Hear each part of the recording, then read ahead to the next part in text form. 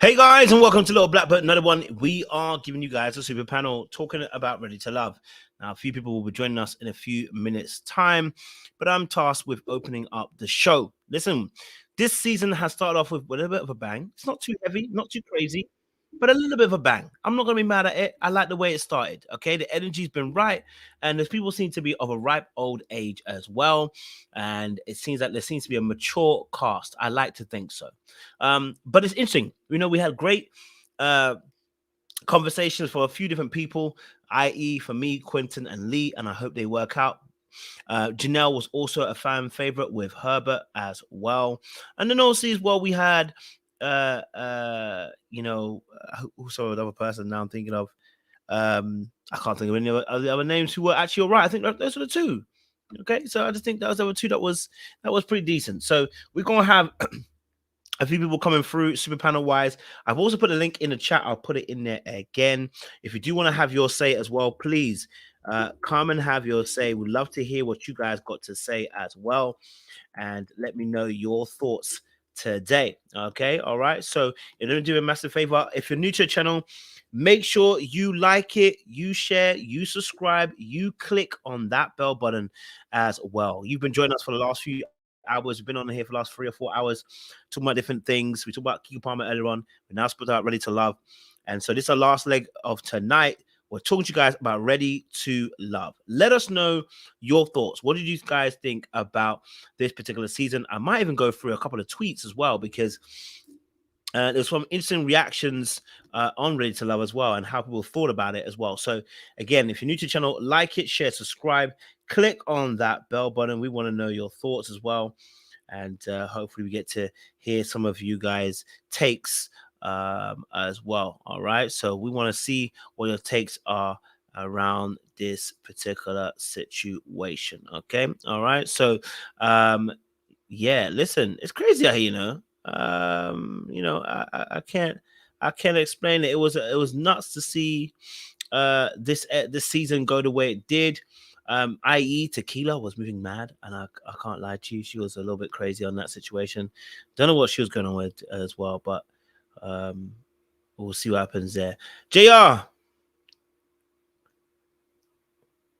don't know if JR's even there, baby. Oh, there he goes. Yes, bro. Good evening, people. Master J. How you doing? How you doing, bro? You good? Yeah, so far so good, my bro. That's what I like to hear. But first season, we're back again for Ready to Love with a bang. Talk to me. What was your initial thoughts of this season, man, so far? This is episode 1. Yeah, I thought it was interesting. Elements of I'd say turbulence. Some people not feeling people straight off the bat as soon as they sat down for a convo.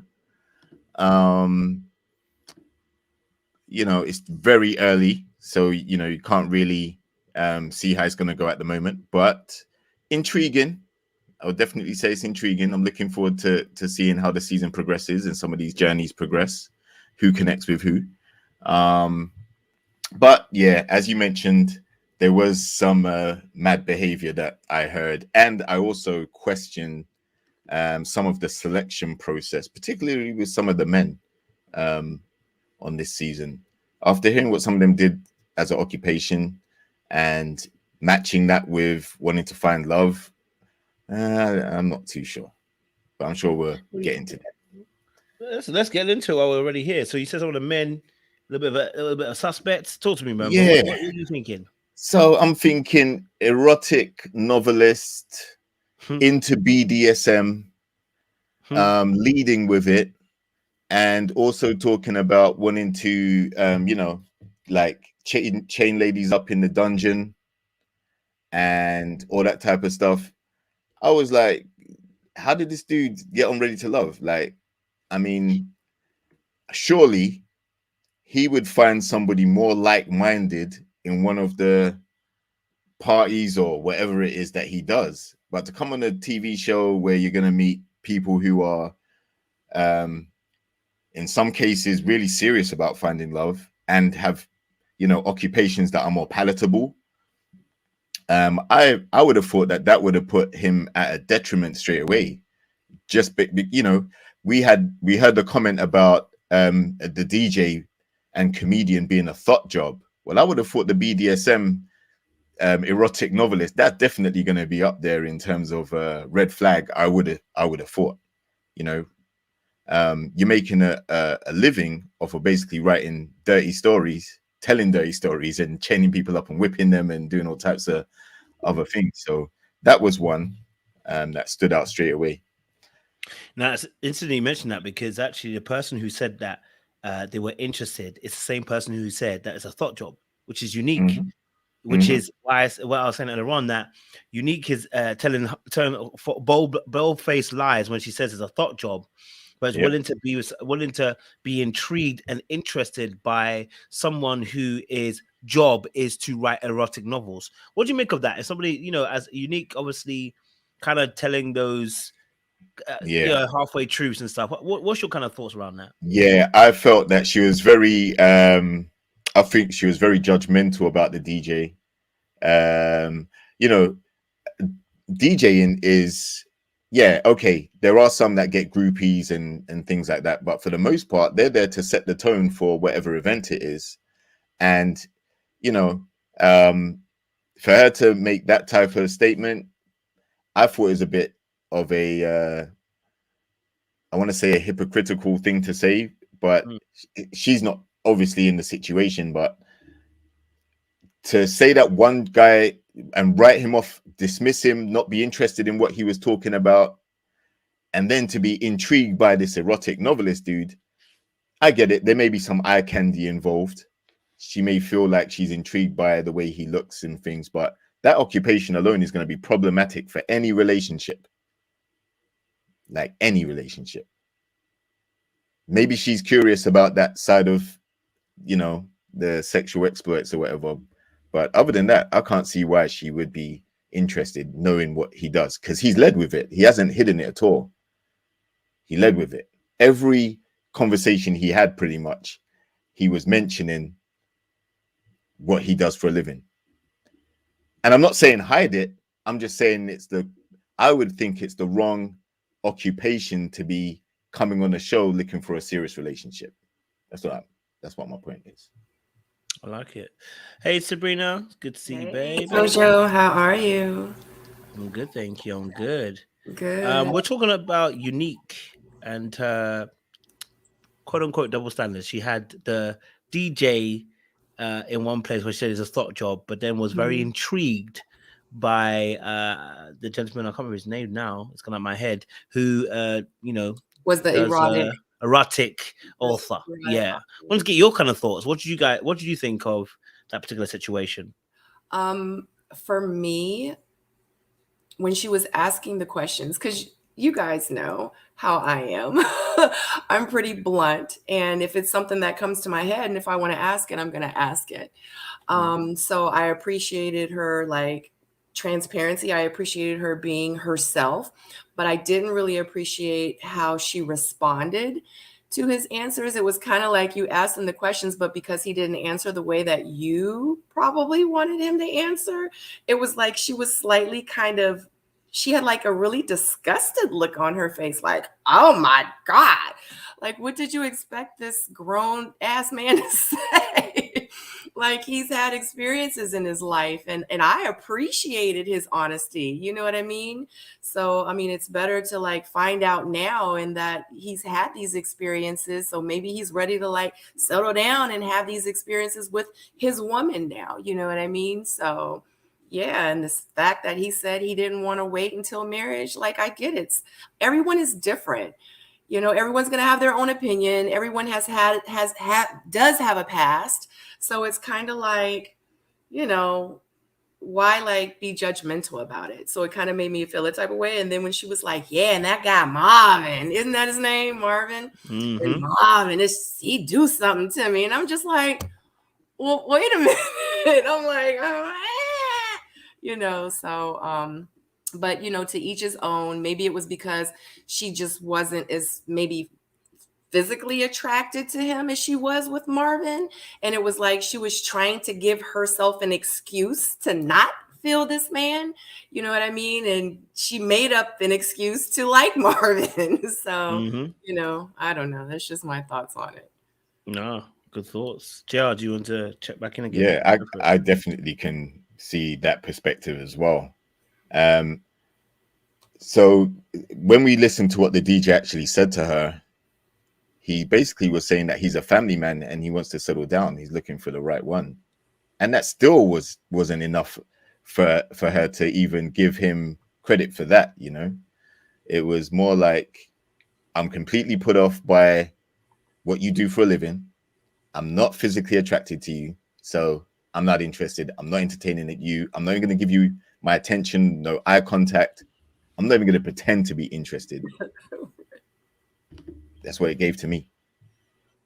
Now, the problem is whether that bodes well for her going forward, because, you know, he instantly realized that there's no connection. And as such, when it was, who do you least connect with, you know, her name was brought up.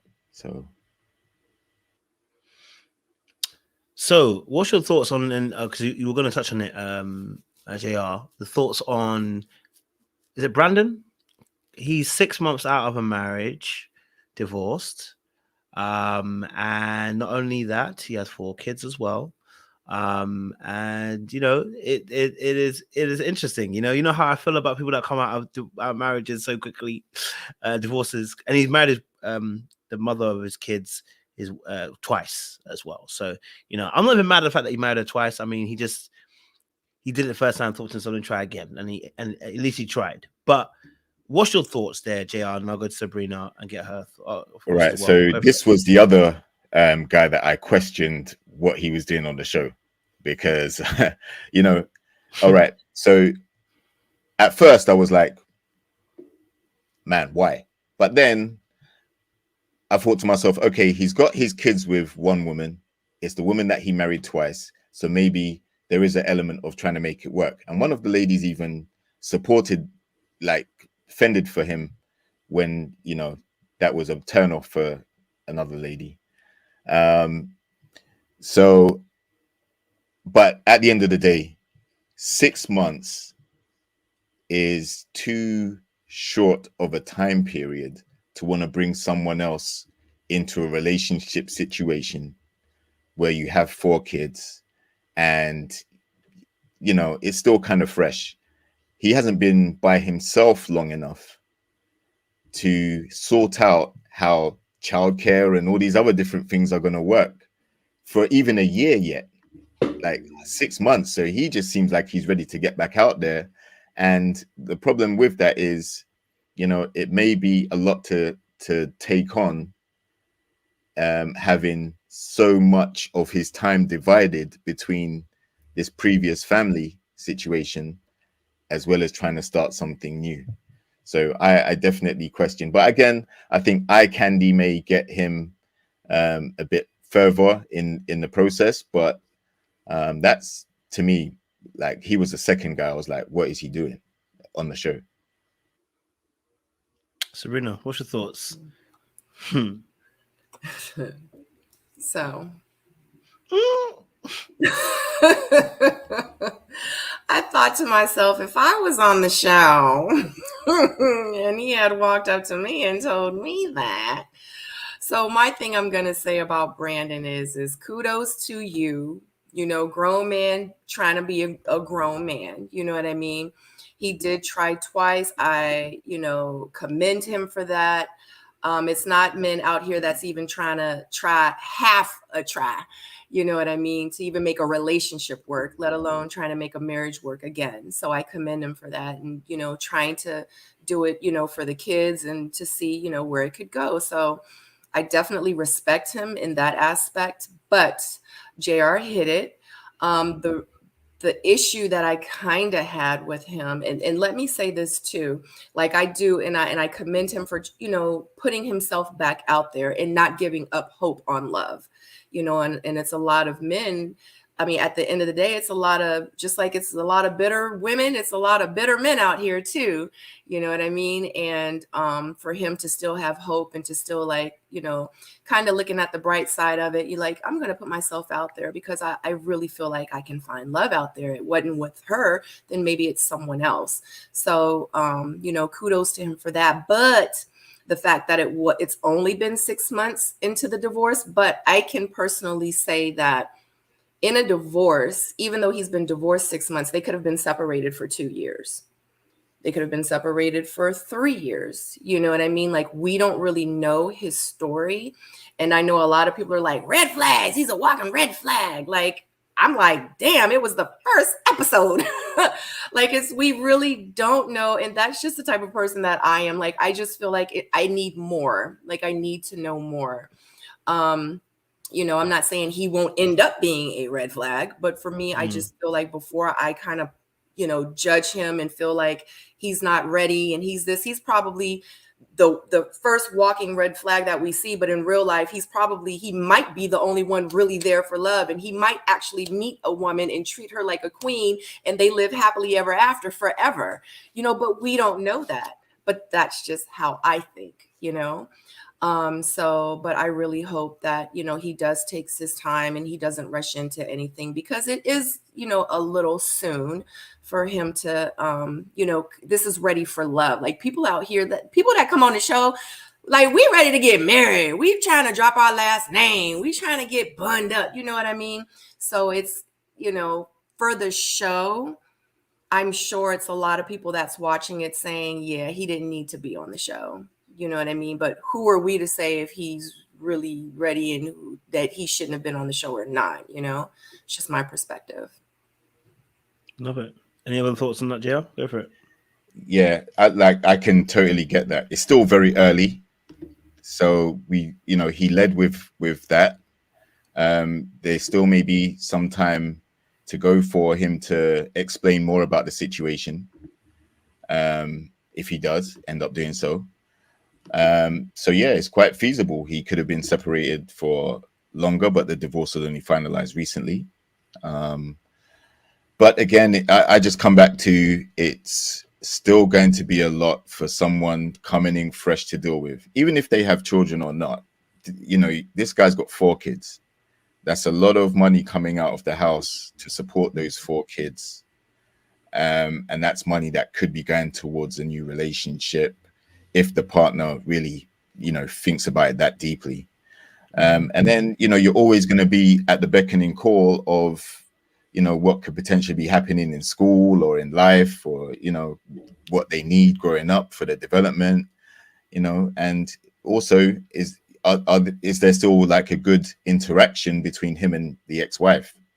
You know, so the new partner, whoever he chooses, if he does manage to, we'll have to take that into consideration as well when weighing up whether he's a good match compared to all of the other guys who are there, who may not have that much stuff going on. Okay. Leanne, I'll go for it, Sabrina. You want to add a bit more? Go for it. And I agree with you too, JR, with that. But for real, 4 kids, it may seem like a lot. Like, I'm always like the devil's advocate, I guess. I'm just that person. But for me, like, we don't know how much money this man make. He may be making like $1.3 million a year. He might can take care of 4 kids, your kids, her kids, and my kids. You know what I mean? Like, we just don't know. And that just brings it back to the point of, it's still so much more that we don't know about him. You know, so, but I'm here for it either way. But, you know, it's a lot of kids. But I feel like this: if I could have had 10 kids, if I could have afforded 10 kids and my body could have handled it, I probably would have. You know what I mean? So just never know. No, I love that. And I love the fact that Sabrina's trying to be fair. We will slaughter him on this channel for sure. All right, cool. So obviously the bottom 4. I can't remember who the 4th person was. It Habib, who was in the bottom 4 as well. The other person, Habib right? was the other person. So Brandon, Habib, Leanne, and Tequila were in the bottom for both men and women. I want to get your thoughts. Why do you feel? I mean, we can say whether we agree or not. I don't think it's even our place to even say, because we didn't experience them. But why do you think those 4 were in the bottom 4? What did you glean? What did you notice? What did you pick up as to why you feel like they're in the bottom 4? Yes, Serena, go for it. So I don't know the lady's name. Literally, I was trying to watch it before this panel because I was like, I don't know anybody's name. But That's the all right. lady that got eliminated, I want to say for her, she seemed like she was so reserved. Honestly, how I felt she was very, very secure within herself. She kind of gave off like, I'm just going to go ahead and do what I have to do because I'm not going to be going anywhere. You know, all this fabulousness, you know what I'm saying? Like, yeah, I'm goody. You know what I mean? And that's the kind of person that's the kind of aura that I was getting from her. And she's a beautiful woman, but she just seemed very, very like overly self-confident about the situation. I don't think that she thought that she was going to be going home. For Tequila, and I heard you earlier, it's Tequila, not tequila. Oh, Tequila. My bad. Tequila. I was like, you keep saying tequila. I'll be like, So Tequila, Tequila. This young lady here. Yeah, Tequila. I'm not sure. I really don't know why she was on the bottom. Because I kind of felt like Sierra, the one with the short blonde hair. I was like, hey, they got a Sabrina and a anyway. When I saw Sierra, I felt like she really wasn't making that much of like connections, but you know, editing, it's a lot that they don't show. I don't know, but I actually liked Tequila's personality, and I, you know, wanted to see more of her, but to see her on the bottom more than like the other, and it was another lady, I can't even remember her name, but she wasn't on the bottom either. So I don't know. Obviously, she had done something to make the guys feel like, yeah, it's time for her to go. But maybe we didn't see it. They didn't show it. I don't know. Y'all know it's a lot that has to do with editing, and not necessarily editing, but what they don't show, because it's a lot of stuff that they don't show. Habib, if he asked one more time, who would you cheat on him with? I was like, what? He was like, who would you cheat on me with? Would you cheat on me with him? You won't cheat. You a cheater. I was just like, what?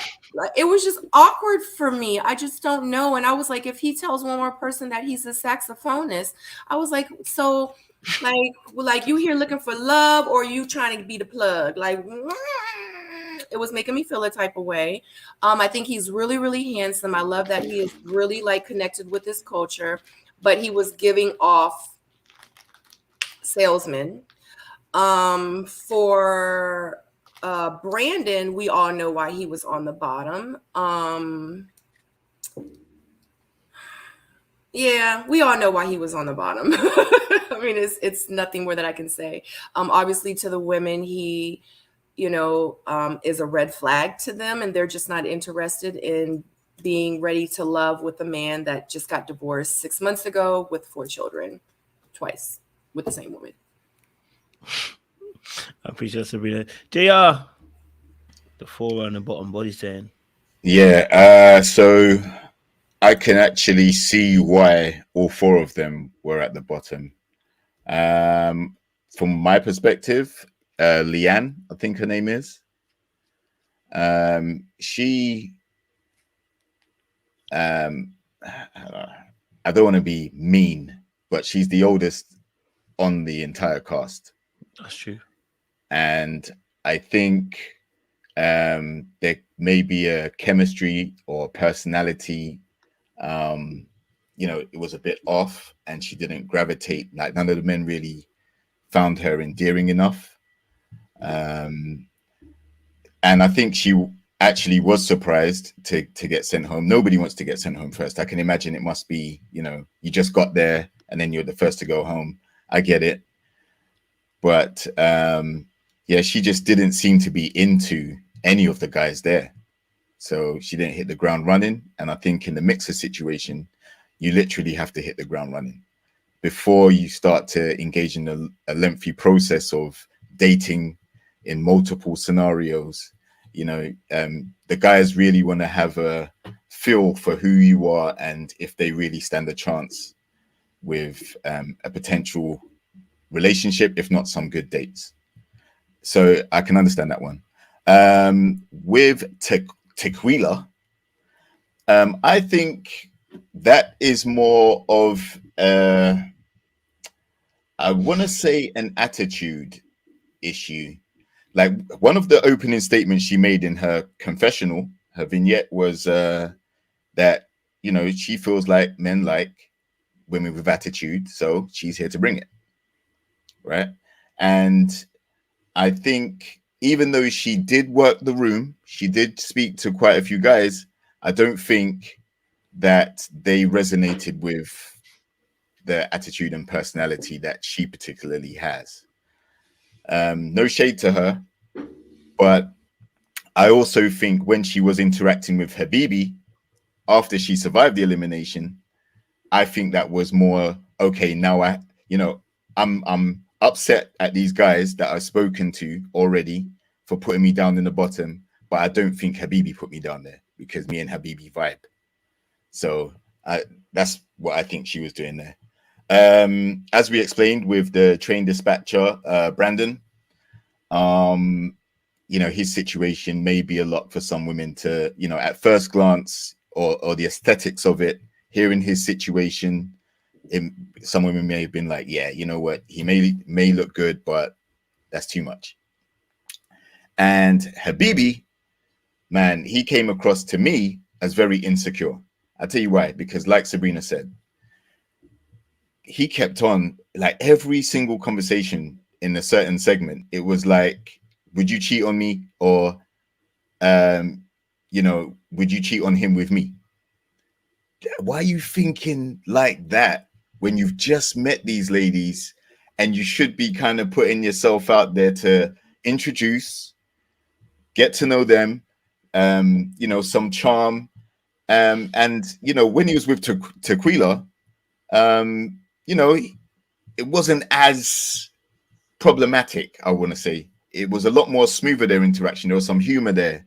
There was some, you know, light flirting as well there.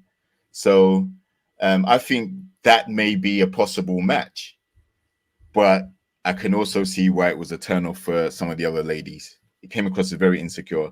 And yeah, like he's actually a DJ as well as a saxophonist. But I don't know why he hasn't led with the DJ part. Maybe because he feels like the saxophonist is more of a sensual instrument and it's something different that you don't come across every day, trying to be unique. I'm not sure. He already has a unique look, trying to bring the Dubai look to Texas for some reason. So, you know, I can see why he was down there. So all four of them, I wasn't really surprised, to be honest. Listen, definitely hear you. I think the right four at the bottom as well. Brandon, we all know why. Habib, he's full of air.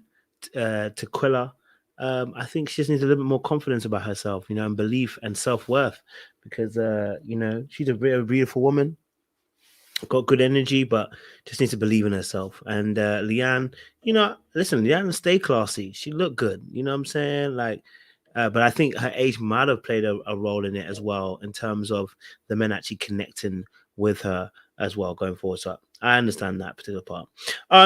Let's talk a little bit about then Habib then, because, you know, he was full of air, and I know you guys talked a little bit about him, but, you know, like he said, he made some comments that were interesting. You know, one of the girls even said that, you know, you didn't even ask me about me, but I'm gonna still tell you about myself. So, you know, he obviously has been dropping these game about, you know, he's come from Arab culture, he's in love with it, he's really from Arlington, but, you know, he's all about the Arab lifestyle now, and he's in Dubai, and he's a musician, and, you know, he gonna tell you that, listen, would you cheat on your man with me, or cheat on your ex with me, or whatever he wants to cheat with? He probably say cheat with a wallpaper if he can. Listen, he is an interesting character, but I want to get your thoughts.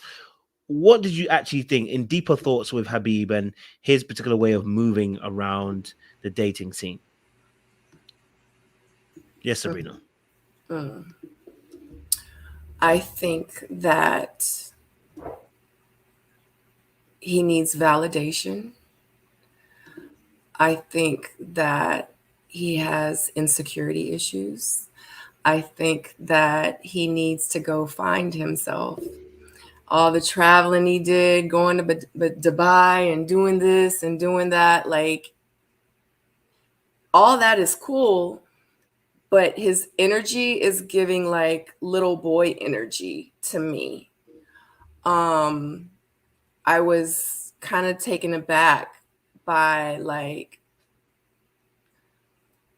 his conversation was like she said, like, well, since you didn't ask about me, it was like he was trying too hard. Like, well, let me tell you about me. Let me tell you what I did. Let me tell you. Focus on me. But you gonna cheat on me?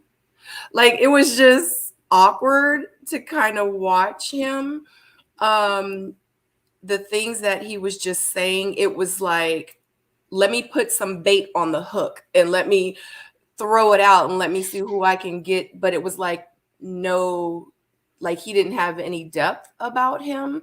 I know me sitting there, because I know with me, I love to have like serious conversations. Like I want to get deep with you. Like I want to know what's going on with you. And he was very surface level. He is on the chopping block, and I can honestly say that I would rather see him go than Brandon, to be honest with you. I'm sure he's a great guy, and if you're watching, sorry, Habibi.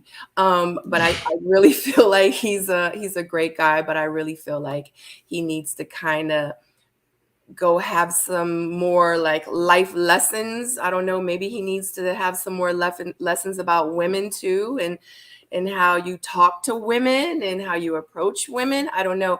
I just feel like he is giving really like little boy energy, and I think he needs a lot of growing up to do. I could be wrong, but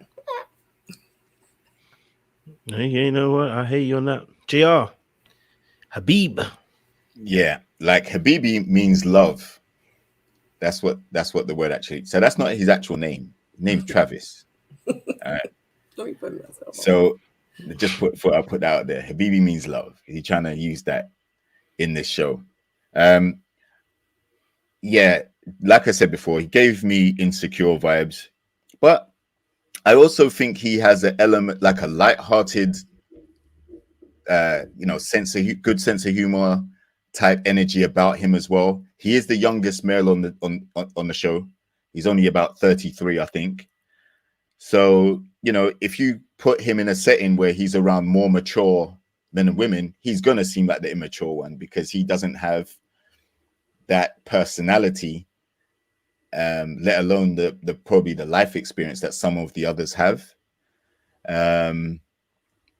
So yeah, I just think he did come across as quite self-centered when he didn't even ask about that particular lady that he was sitting with.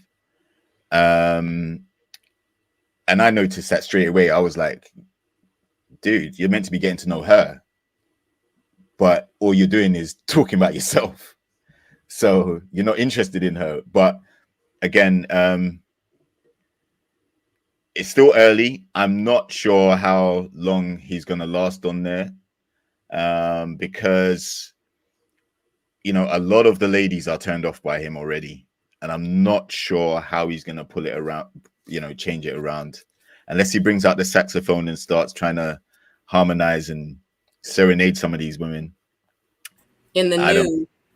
Yeah, exactly. With the head wrap on and everything still. Like, so I'm not sure how he's going to turn it around, to be honest. To be as spoken about in a negative context so early. Yeah, but Tequila did fight for him, and she sees something. So maybe there may be 2 or 3 others that might begin to see something. We all saw what happened last season to Blake. Straight away, he got heat pretty much from the get-go, and he was able to survive the end. So maybe Habibi is this season's Blake. It could happen. I'm not saying it is going to happen, but it could be. I feel like the only reason she saw it was because she is trying to save herself. Okay. She's like, oh shit, I'm on the bottom. Oh, sorry, Coach. I'm on the bottom. He was on the bottom. I'm going to go connect with him and we can try to get to the top together. There was no connection there. He was like, I kiss my hand. Why didn't you kiss my hand? I'm gonna kiss yours later. What? I'm sorry. What? She was like, okay, what? I would have been like, I don't care how many cameras. I would have been like, well, that was corny. Come on now. She was like, we were, no, that wasn't the case. No. So I feel like that they're looking at each other like, let's save each other. There was absolutely no connection there. I'm sorry to cut you off, Jim. I kissed my hand. You see, and he had to tell her, you saw I kiss your hand, right? I mean, I kissed my hand. She was like, oh, like he had to tell her, like, I ain't kiss your hand, I kiss mine. Like what? I'm sorry. No. Listen, I think he's a bit of a playboy. He's playing around. And I was like, what was he doing? Why was he kissing his hand and telling her? It's just such a game. You know what I mean? Like, to try and drop that as bars and try and get her to get her to literally surrender to you. But in all honesty, I'm not gonna lie to you. Yeah, I wasn't feeling Habib and his behavior. And I just think I just felt like when he was asking questions about like cheating stuff and everything, for me personally, it's just like you're not grown, you're not mature. You're still here to play games. You're still here to get your ego fed. And if you're here for that ain't here. You're not ready to love. You know what I'm saying? You're ready for something else, and that's okay. Just this ain't the show for it. You know what I mean? This ain't the show for it. So yeah, I felt he was a little bit unserious when it comes to the ladies and approaching them and stuff like that. And a good point about the fact that they're probably using each other as well, in terms of Tequila and him. She needs somebody who needs to be invested in her, and she needs to be invested in someone else, So good point. Yeah, never saw it that way, but it makes sense. I can work with it. I don't know if he's going to be this time's Blake. Maybe he will be. So let me reserve some of my judgment just in case he's this season's Blake. Let's talk a little bit then about Tequila herself then, because it felt a little bit like Tequila, she showed her vulnerability, but also at the same time, I felt like with Tequila, she showed me her frailties. And I was like, baby, look, there's nothing wrong with crying. We don't mind it here. But I felt like Tequila, her energy was almost like, how do we say, there was too much. There wasn't. I didn't feel like she had the self-worth and the self-esteem was there. Where the way she was crying about the situation, about almost like nobody wants me kind of situation. I was like, baby, people want you. You're a fine woman. Don't worry about it. People want you. But why don't you believe that? Why is it that because you got put in the bottom that you now suddenly have to question your kind of self-worth and self-esteem and your position and stuff? And that made me think maybe she's, maybe there's an insecurity there. Maybe there's some aspects of that as well. Go for it, Joe. Yeah. I was going to say somebody does want her, and it's Habibi. But like Sabrina said, they're using each other, right? They're both in the bottom, and they both worked the room. They both ended up feeling like, wow, like I think I might have did enough to at least survive not being in the bottom. She was particularly pissed about it. But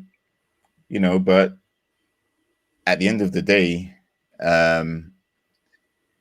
all she has to do is present her authentic self, and it's down to the guys to really see if they connect with how she presents, and vice versa. The women do the same with the men. So I can see why she kind of felt dejected, because she had probably had higher hopes. She probably didn't think she was going to be down there.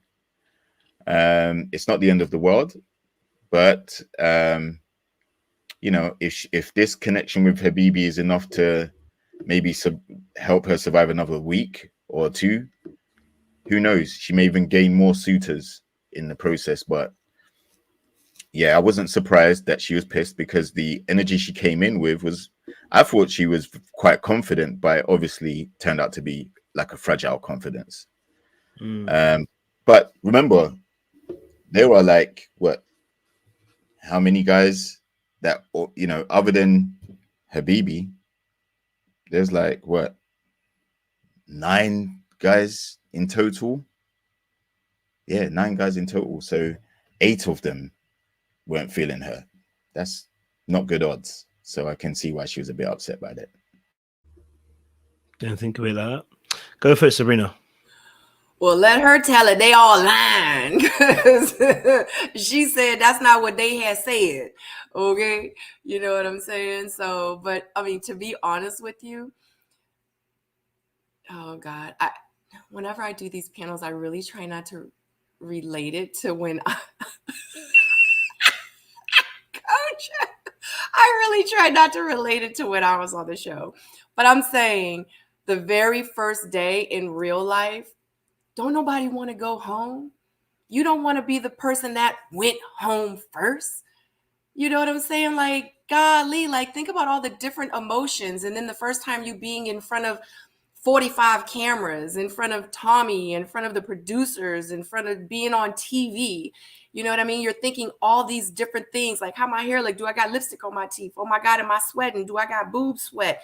You know what I mean? Like, I mean, it's so many different things that you're thinking. And then it's like on top of that, you're trying to make an impression on these guys. And it's like you want to just genuinely just have a regular conversation, but you got 54 cameras in your face. So it's like I get it because I've been there. So it's like I understand. But, you know, Tequila, she's a beautiful girl. But I think that, you know, I get why she was emotional. I mean, in real life, who really wants to be rejected? You know what I'm saying? And obviously that was a trigger for her because she said it. She said, you know, in my most of my relationships, like I feel like this is like a situation I had with my ex. You know what I mean? So my thought process is when that happened, I was like, oh my God, is she going to really be mentally okay to go through this process? Because if she can't handle like being on the bottom on the first night, what's going to happen if she really falls for one of these guys and he picks somebody else? Like, how is she going to act? How is she going to respond? Is she going to be mentally okay? Because a lot of people actually had to get some therapy after the show from being on it. And that's real because you really do go through it. Like, it's real. And, you know, I mean, I just don't know. Like, maybe it's her best bet to maybe get eliminated early. I would love to see her journey, but I really hope that she can, like, you know, like kind of go home after, of course, it's already filmed, but I hope that she went home and kind of was like, woosah. Like, if I get it, I was about to say evicted. I'm thinking work. If she gets eliminated, then she says to herself, if that happens, then you know what, I'm going to be okay with it. The fact that I was on the show, I enjoyed the experience. I met some amazing people, and I hope that she ends like that. But, you know, I'm interested in seeing how her journey goes because it seems like a lot of the women actually put out there like they have certain triggers, and we see that that's one of hers. So just interested in seeing how it's going to go.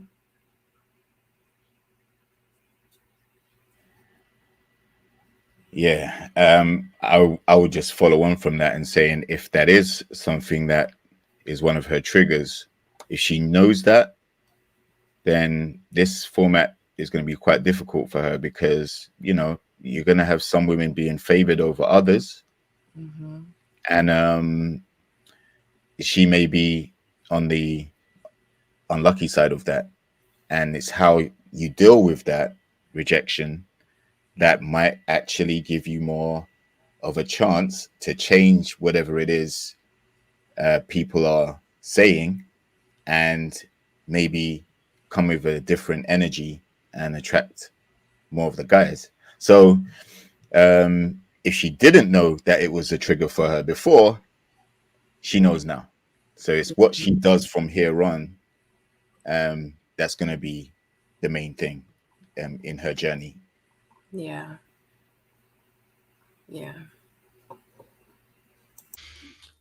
Oh yeah, no, I think with Tequila, you know, Tequila, sorry. I think with her situation, you know, listen, you're right. It's tough. This, of course, this particular journey is very tough. It is, you know, it puts you in a position where, you know, people are going to be judging you, and that can be very difficult. You open yourself up to people, and you know, you're hoping that they like you and hoping that they don't reject you. You know, it is tough. I can't lie to you, right? I think to myself, Don't let him sweat though. Don't let him see you sweat. You know what I mean? I just like, especially with men around, don't let us see you sweat, because like you just can't tell if all our intentions are good. Do you know what I mean? Like how Habib obviously picked up on the fact she was alone. That you don't want to be in that position, because if the wolf gets ahead of you, it's gonna be long. It's gonna be somebody's dinner. Now, Maury obviously first got in there first, and you can see that he was trying to coach her, trying to uplift her, and let her know, listen, hey, like, have a positive mindset.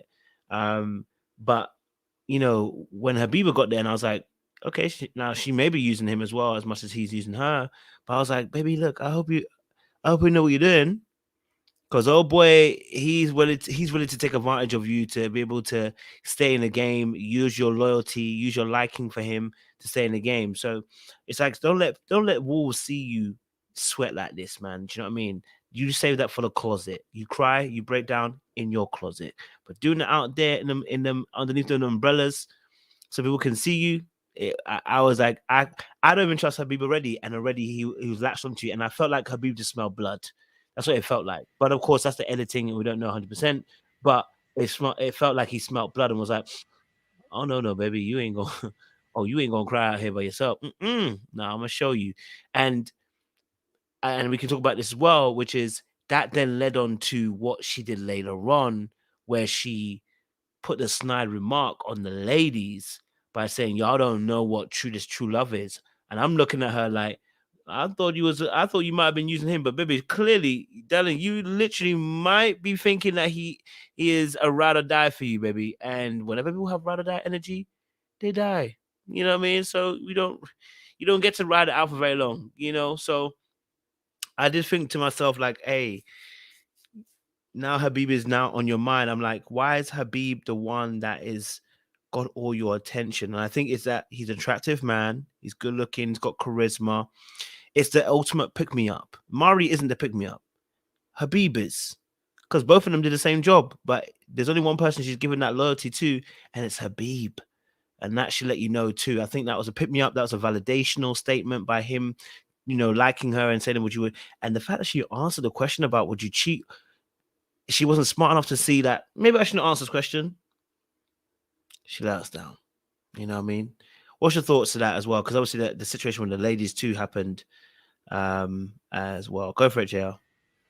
Yeah, like when I saw that scene, I thought there definitely more happened, but it was edited in a way to just keep it brief. Because what's her name? I think her name's Janelle. She was quite vocal on the show. And I don't think she would have tolerated that kind of comment and let it slide like that. You know, maybe when the cameras were off, they had a conversation, but the way it was just left like that, I suspect like something else took place. But as we see later on in some of the previews, it does get a bit feisty between some of the ladies. That comment was very snide, and it was definitely a dig. And again, she was riding for Habibi when the others were talking about how basically he seems phony and not ready. So, but I also have to mention that Tequila wasn't the only one that cried. Brandon cried as well. Brandon shed a tear when he was in the bottom. So, like we were all agreeing, it must be a very daunting process, and to be eliminated first, you know, that is a huge thing to do. It's like a walk of shame, pretty much. You've come out there, you've tried to do your best to get to meet people, and immediately they decided that you're not for them. So it's a shot to the ego, a shot to the self-esteem. You know, self-confidence might be knocked for a little bit, but you know, in this process, it seems like because there's eliminations every week, there is a risk you can go home or be in the bottom. So you have to have that resilience to still go out there, put a brave face on. We've all seen that when they try to grill the men or grill the women who they feel have voted them down, when they try to grill them straight away, oh, why was I down there? It doesn't work. It's not a good look. So you have to be able to bounce back. You have to have bounce back ability, and not pretend that it doesn't happen, but try and improve the situation if you want to really stay on the show and have a chance. Yeah, you definitely have to be vulnerable, but you have to have like your guards up, but then you should still be genuine. Like it's a process, like, and it's a lot, and it's a lot of filming, it's a lot of long hours, and you're filming all day, but then it's like after you're filming, you have to go home and you have to talk to these people, you have to text these people. So literally I'm at home texting and talking to 6 other guys, because of course the other 3 I might not be interested, or they're not interested in me. So you're literally on the phone with them all day, texting them all day, trying to really get to know them. And and then you're back filming, and then it's like you have to kind of like turn back on, you know what I'm saying? So it's definitely challenging, especially really trying to meet someone. I didn't think it was going to be that hard, but really trying to meet someone like on TV. Like I'm thinking, when I first thought like I'm about to go meet my husband, I'm about to find me somebody, but then when you're really in the process, you're like, oh shoot, this is going to be a lot harder than I thought. You know what I mean? So, yeah. With the jab that she took, you have to kind of think at the end of the day, it's a competition. You know what I mean? Period. Like, I didn't realize it until I did, but now since I've been on it, now since I've watched it, like, it's a freaking competition. And it's a lot of people that's there that's not for love. And like I used to say all the time when I used to talk about my season, I used to be like, it's like Game of Thrones out this joint. You know what I'm saying? And that's how it really feels. And they will be in cahoots. They will have like what is it called? What is it, JR? I know you know how people get together and they have like an alliance. Like they have alliances. You're gonna be with her, she's gonna be with you, and y'all and y'all and we gonna but we're gonna eliminate her. Like that's real, and we just don't know like how it's gonna go. And that's why I say it's so soon. And in a lot of the seasons, if y'all know and remember from the very beginning, it's kind of like, you think this person is going to be this way, this way, this way. And by the time we get to the 7th episode, we like, oh, shoot, she the villain. Or, oh, shoot. You know what I'm saying? Like, you just really don't know. So it's like, maybe she made that, I'm playing that person. Maybe she made that sly remark because maybe those girls were being mean to her all day. Like, you really don't know, because I know I experienced it. Like, I didn't voice it. I didn't show it on camera. I went on them off camera. But yeah, like they might have was being mean girls to her. Because it happens. So we don't know, and her being on the bottom, so we don't know like what happened to make her like, do that and to say that. So sad, but it's true. Yeah, I mean, I think Ready to Love has been a game show. It's been an elimination show. It's been a war front. It's been a competition for a very long time. And actually, that's actually how you get through the season. You have to be able to do 2 things at once: fight for love, but at the same time, fight in the competition. Yeah. And the ones who are best adaptable at doing it are the ones that usually win. And that's the difficulty of this situation. It's tough, to be able to do that, and not everybody has the aggression and the grit to want to do that on a day-to-day basis. You know what I mean? And then not only are you doing that, you're trying to obviously juggle several people at the same time. I can't lie to you. I would have been eliminated after the first 1 or 2. You know what I mean? Because I'm not juggling everybody. Okay, I'm definitely going to send you the text like, "Hey, big head, what's going on?" And her funeral like 2-3 days. You know what I mean? And those who I really want, I'm going to do that. I'm a Puller Blake. I can't chat to 5-6 people on a depth level. My energy physically won't allow me to do it. So I probably would end up forming some alliances. I would play some games. I would, speak to some of the ladies, say, "Hey, look, you vote for me, I vote for you. You scratch my back, I'm going to scratch yours. You love on me, I'm going to love on you." You know what I mean?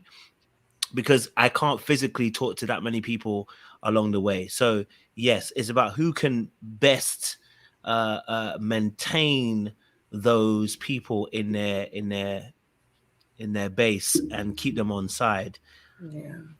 And that's not easy to do, and it's not for everybody. You know what I mean? So someone like Tequila, if that is sorry, if that is something that she's not going to be very good at, or is that something that she doesn't like or doesn't want it to be a competition, this is the wrong show, because this show is a damn competition. You don't pitch it like that, but it's a competition. Yeah. It's a war front, you know? Yeah. Anyway, lasting thoughts on Tequila before I move it on? No? Okay, fantastic stuff. All right, cool. So so out was Tequila then. So then the next situation I think I want to talk about is Q and Quentin, and Lee. They had a really interesting connection. You know, it looked like, you know, they look aesthetically pleasing. You know, I can't lie to you, it has potential.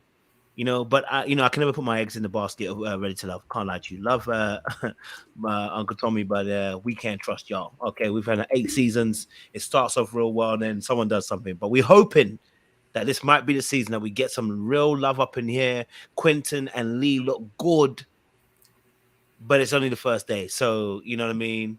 Yeah. So, but what's your thoughts on Quentin and Lee and their discussion, and, you know, and what you thought about them two going forward? I know old boy tattooed his ex-girlfriend on him. So, yeah.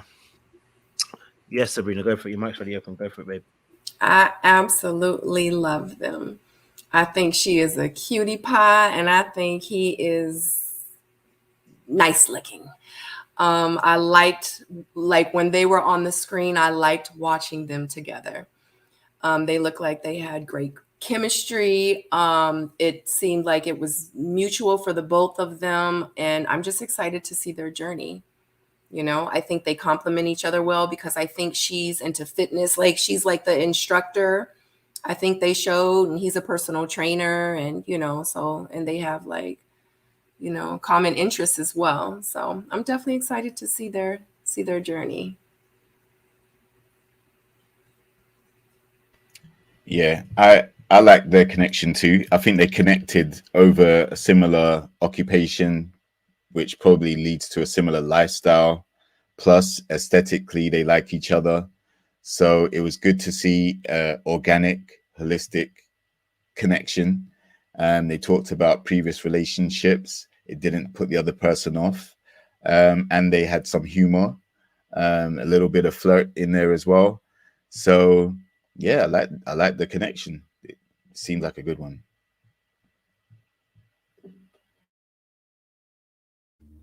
What do you think of the fact that both of them said something interesting? So she said about her mum was a young mum, you know, and she basically didn't want to be this young mum. And then obviously at the same time, you know, he said obviously the fact that, you know, the reason why the last relationship didn't really work out, he obviously tattooed on his finger, but, you know, he wasn't very strong in the past. He wanted marriage, but it sounded like he wasn't very strong in his boundaries in a sense as well. So what was your thoughts on those two and those particular aspects of their relationship in that regard? You can go, JR. All right. Well, I liked the fact that they were also vulnerable about that, because you know, even despite her mum being a young mum, she did say that her parents had been married for a long time, right? I think it was 29 years or something like that. And he countered that by saying his parents had been married even longer. So that's another thing that brought them close together. So she's avoided the trap of being a young mum. She's in her 30s now. I think she's about 35 or something like that. So, you know, she's avoided that trap successfully. And now, if she looks at who's in front of her and manages to build on this connection, and likewise, if he can do that, then, you know, there could be real good things coming. But again, it's early days. It's only day one. But like I said before, you really want to, in my opinion, hit the ground rolling by at least establishing a connection with somebody. And this one looks like a very genuine. No one's using anyone. It seems authentic. They seem to get along well. So, you know, I can't knock it at all. Nothing bad to say. Yeah, I don't have anything bad to say either. I love that they got a little deep. They talked about, bringing up the fact, and then with the parents and how, because it's, when you see your parents, especially because I know my parents were married 50 years, the good, the bad, the ugly, I saw it. 50 years is a really, really long time. And to meet someone that was in a household kind of the same and we're having conversations, it kind of would make me personally feel like, oh, okay, so they understand the values. They understand, like, they've seen the good, the bad, the ugly. They've seen their dad come home. They've seen their mom come home. They've seen them fight, but guess what? They still stayed together, and to see that, especially like, when you first meet someone and that's one of the things that they say, it kind of makes you want to dig a little bit deeper within their core values and, like what their morals are. So it's like you want to learn more, the fact that he had the tattoo on his finger. I don't know. I kind of felt like why he had to tell us that part. Like every time I hold your hand, I'm gonna be like thinking, you know what I'm saying? That was probably one of the things I felt like when I was watching this episode. Like he didn't have to tell us that part. You know what I mean? So I kind of wish that he would have like left that out because it wasn't necessary. So I appreciate the story, but it's just me. I agree. I think that was pretty bold of him to say that, for the same reason you said. Like, people are now going to pay attention to his hand, and they're going to be like, "Wow, if you really were feeling your ex like that to tattoo her name on you, then why haven't you had it removed?" But I think sooner or later, if he hadn't mentioned it at some point, it would have been noticeable because he's not wearing anything to cover it. And as the process goes on, people are going to look more at more than just the muscles, and they're probably going to hone in on features that he has. And if they see that, then he will have question time. And although he said it to her, we don't know if she's gone back to the group and told them. So at some point, he may face some tough questions from some of the more observant and opinionated cast members, and we'll have to see how he handles that. But yeah, a note to everybody out there: if you're going to tattoo something, it's permanent usually, and it's very painful to get removed. So it's not something you should do, and think that it's going to help you to move on to your next relationship. Yeah. But he didn't tell her. He said it like on his green screen, because that's when they showed the picture of his finger. So he didn't tell her. So he doesn't have to worry about her going back telling anybody else just yet. Just yet. Right.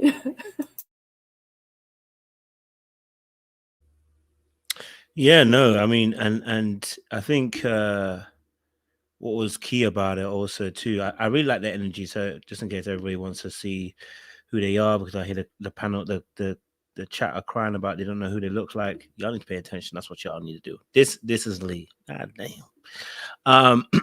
Let me remain composed and read my Bible. That is Lee, and then this is Quentin for you guys. Well, this is Quentin. Okay, all right. So those two were the ones we're talking about. So I just think with them two, I like the energy. I like the fact they get on and it's so smooth and easy. Like I said, I'm intrigued to find out how it's going to play out in terms of dynamics. I like them too, but I think someone said in the chat the last time we had the last video that I did, and it might be interesting because I don't know if he's going to have the level of assertiveness that she needs. I don't know. I know. I just don't.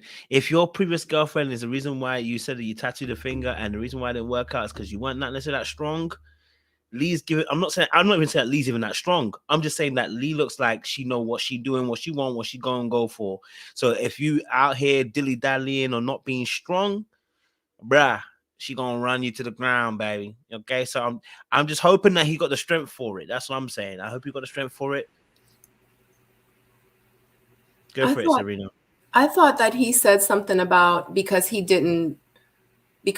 put so much of her first. I thought that's what he said. No boundaries. You can't assert yourself that you want what you want. That's what I'm saying. You can't do that with Lee, baby. It look like you can't do that with Lee. That's what I'm saying. It look like they, you know. So I don't know. I'm just saying. I hope that's not the case. And you know what I mean? Like I hope that there's been growth, and I hope that you know that he's learned from those things as well. So you know, hopefully, you know, he's got it on point from there. I'm hoping. You know what I mean? So you know, that's what I thought with those particular two. Any other thoughts on Lee and our boy Quentin? Nope. No. Okay, cool. Let's move on to the next beef that happened. So we obviously had then. I want to talk about I said next beef, but it wasn't really beef. More to do with conversation. I apologize, not beef. We had Janelle. Okay, come on, Janelle. Come on now. You know, come on, Janelle. And then we also had our brother Herbert as well. Okay, our brother Herbert. They had another good connection. It seems they ended up holding hands, baby, by the end. So yes, Sabrina, talk to me. What are you saying? Honey, they're gonna be in love. They're gonna be in love. They're gonna be in love. They're gonna really like each other. Like if you remember that scene when they were talking, it was daylight outside. I am so sorry about my light, guys, because it keeps going in and out, and I have no idea why. That's so okay, my baby. apologies. Don't worry about that. So it was light outside, and then by the end of their conversation, it had gotten dark. So they were out there for a really, really long time, and just like she said, the conversation just kind of flowed. You know, I think she's a beautiful woman. I think he's a really, really handsome guy. I feel like their energies like were really, really good. He seemed like he was real calm and cool, and she was like fun and energetic, and like their energies were so different, but it was like a perfect mesh.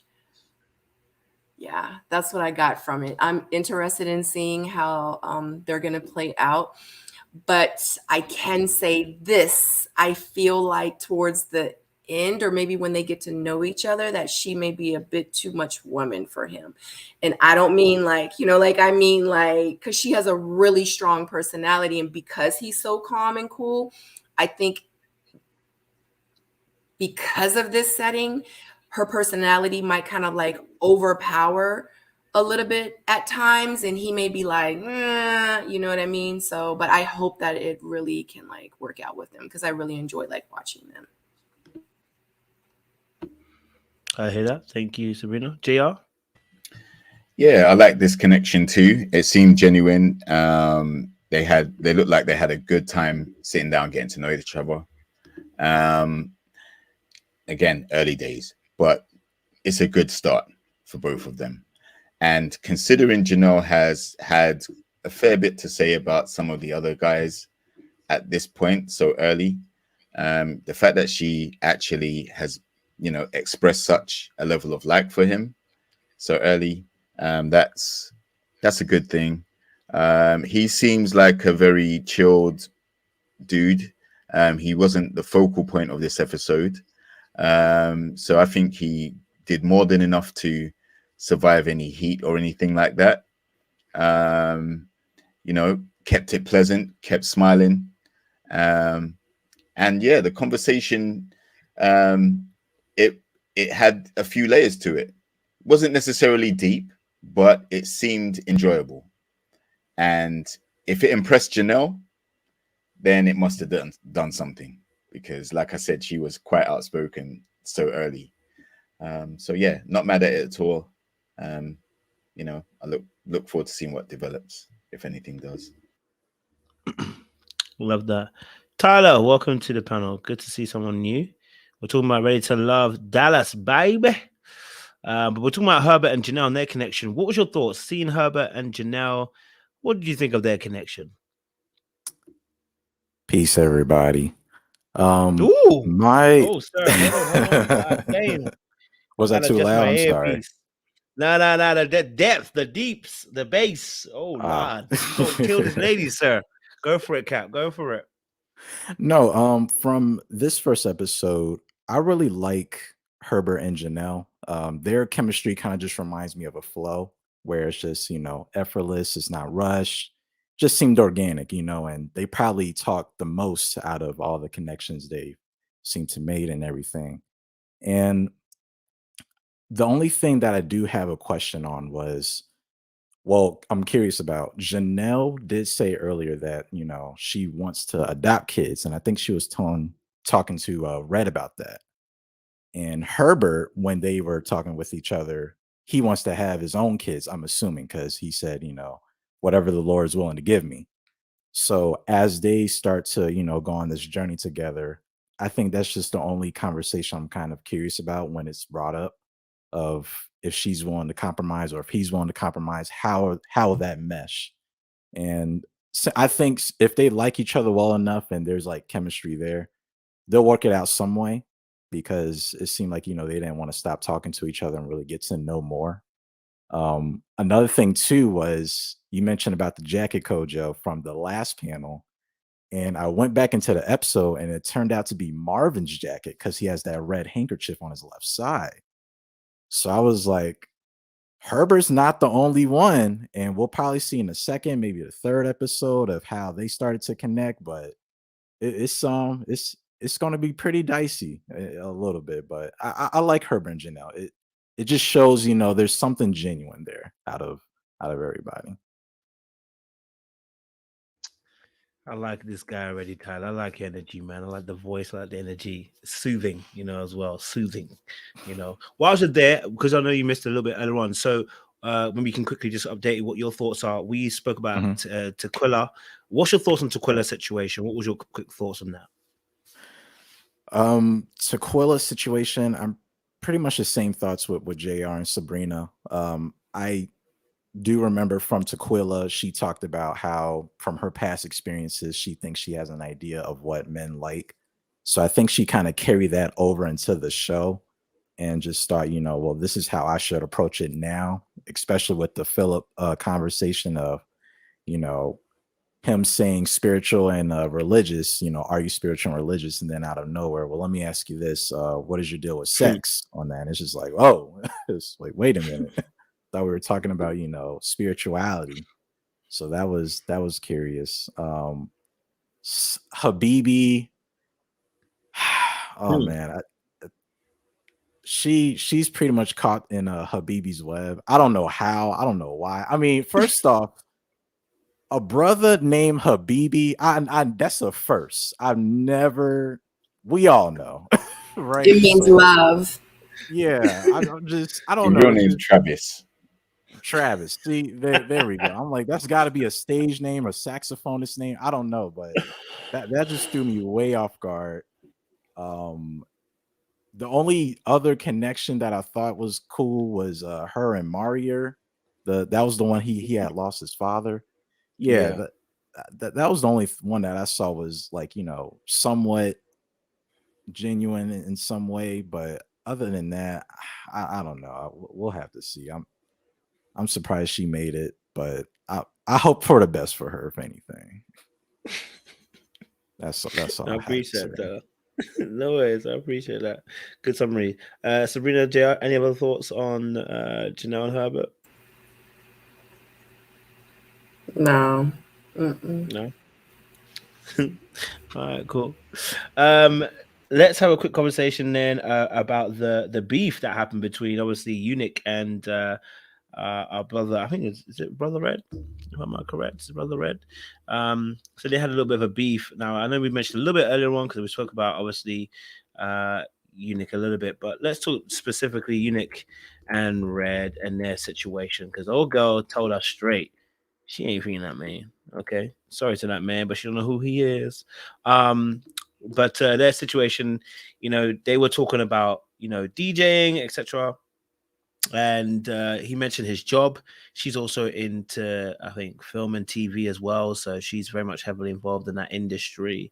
But you know, she in no uncertain terms let him know this ain't it, and this is no way we're gonna play. So I want to get you guys' thoughts. Maybe you saw it differently. Maybe she was flirting. I don't know. I've had a crazy day, so you know, people see things in different lights. But what's your thoughts to Eunuch and our brother Red as well? What's your thoughts there, Sabrina? What are you telling me? So he has a thought job. And those are her words. I just say he's a DJ. So in her words, he has a thought job, and she know him from somewhere, probably at the club. So she said that, because she's a film producer, etc., they probably run in the same circles, but he has a thought job. So I don't know. It just made me feel like you kept saying you knew this brother. You kept saying might run in the same circles. But he got a thought job. So I'm just like, make it make sense. You know what I mean? Like, I really do think about things a little bit deeper. And I'm just like, well, if you run in the same circles and if you've seen him somewhere and he got a thought job, like, what are you saying about yourself? Like, stop it. Like, it just made me, things that make you go, So I didn't really feel like it was kind of cool. Like, the whole thing is like in dating, and I say this all the time, is in dating, it's like we're collecting data, and it's like she didn't collect anything. The only thing that she collected was he was a DJ, and I mean, so the personal trainer, he personal trains women. He works out with women all day. Is that a thought job? He's a doctor. As a matter of fact, he's a gynecologist. He all day long. Is that a thought job? I mean, I don't know. I just, you know what I'm saying? So it just made me feel some type of ways. Like, she didn't even give him like a chance. And like I always say, like, you don't know these people. Like, find out more about them. You know what I mean? So it kind of just made me feel like, dang, she kind of dropped the ball. I'm not saying that they were going to get married and they were a perfect couple. I'm just saying, dang, like, it's the first day. Like, get to know him a little bit more. He actually might really be a good guy that just has a DJing job, So I don't know. It's just my thoughts. Tyler, what's your thoughts? Oh dear, Unique and Red.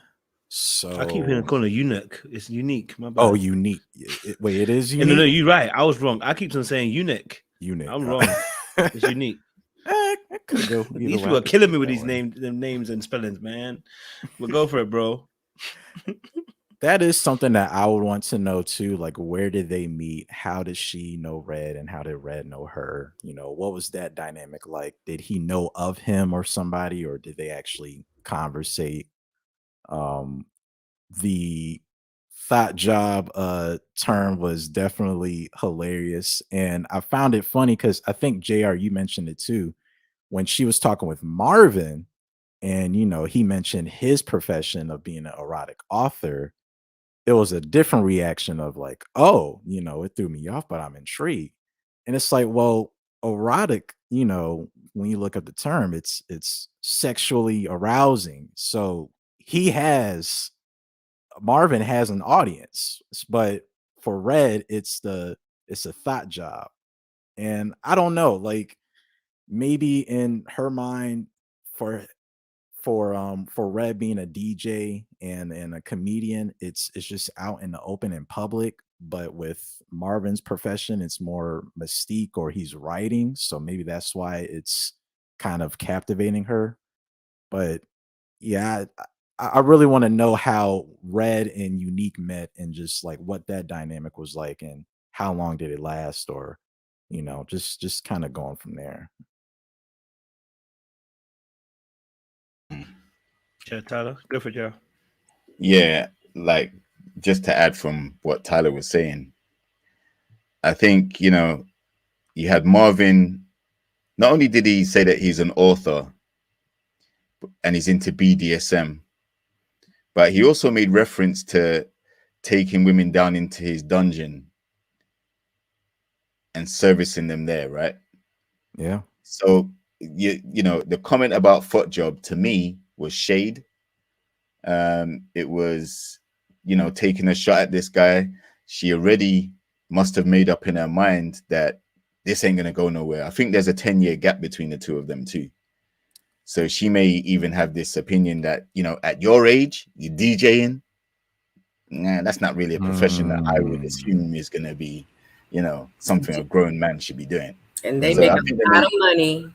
Yeah. So I think there may be some judgment about that. But from what I've seen, he is a celebrity DJ. Like, he actually does big events. It's not like he's doing local house parties and dotting it up with groupies. I think he's actually paid to do major events.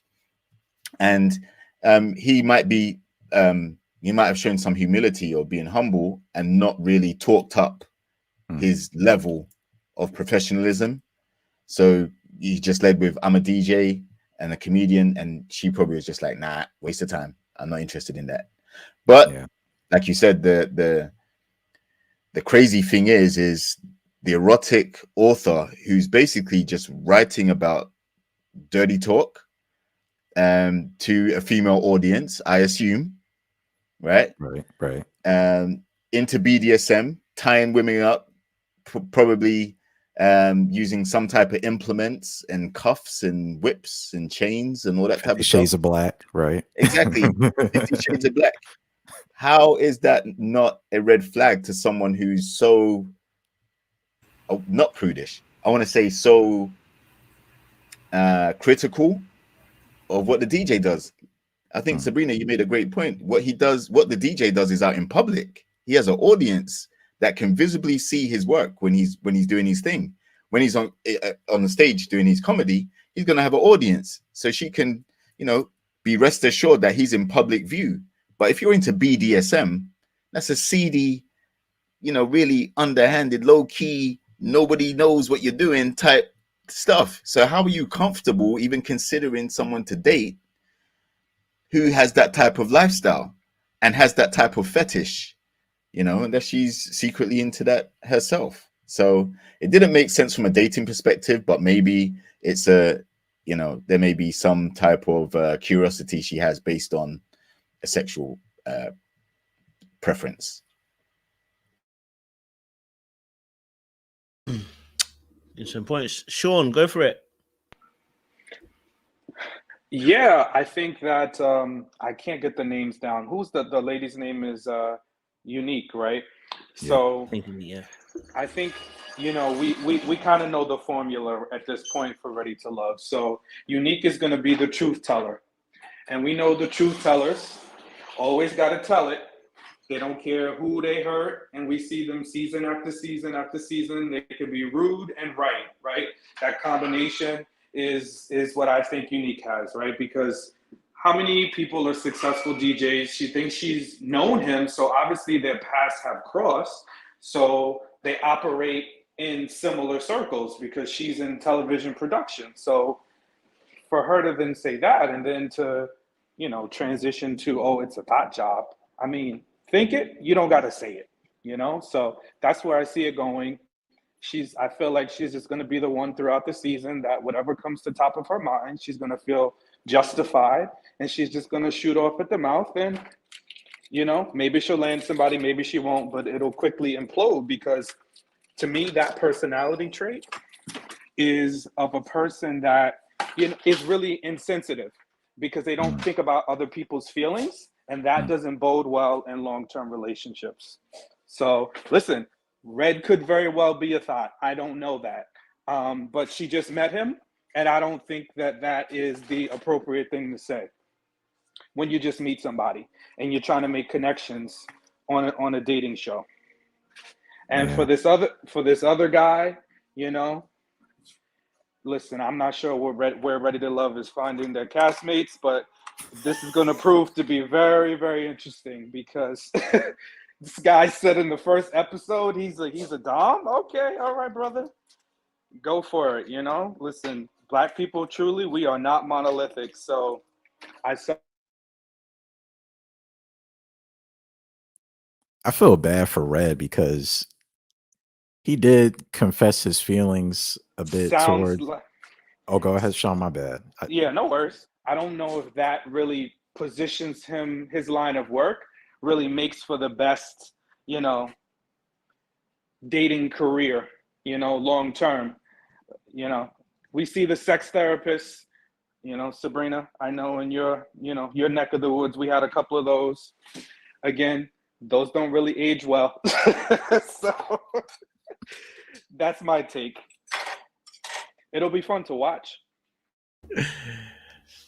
Not him talking about Mr. Maintenance. Anyway, yes, go for it, Tyler. No, I was going to say I feel bad for Red because he confessed his feelings a bit to Unique when they were having their talk, and then it just flipped when he was talking about his job, and she just said thought job, and all of a sudden he just probably had a change of heart, like, oh yeah, this ain't gonna work out. It's not. He should have said that. It's not, because it was like she kind of slightly like attacked him a little bit. She kept saying it over and over. Like, what if he was like, "Oh, you what is it? You a bottle girl? Oh, that's a thought job. You a thought." Like, she would have, you know what I'm saying? Like, dang. Right. What kind of TV film do you produce? Like, yeah, you could have flipped that. exactly. Yeah. Exactly. So it was just a lot for me. So I get it. Yeah, I agree with y'all.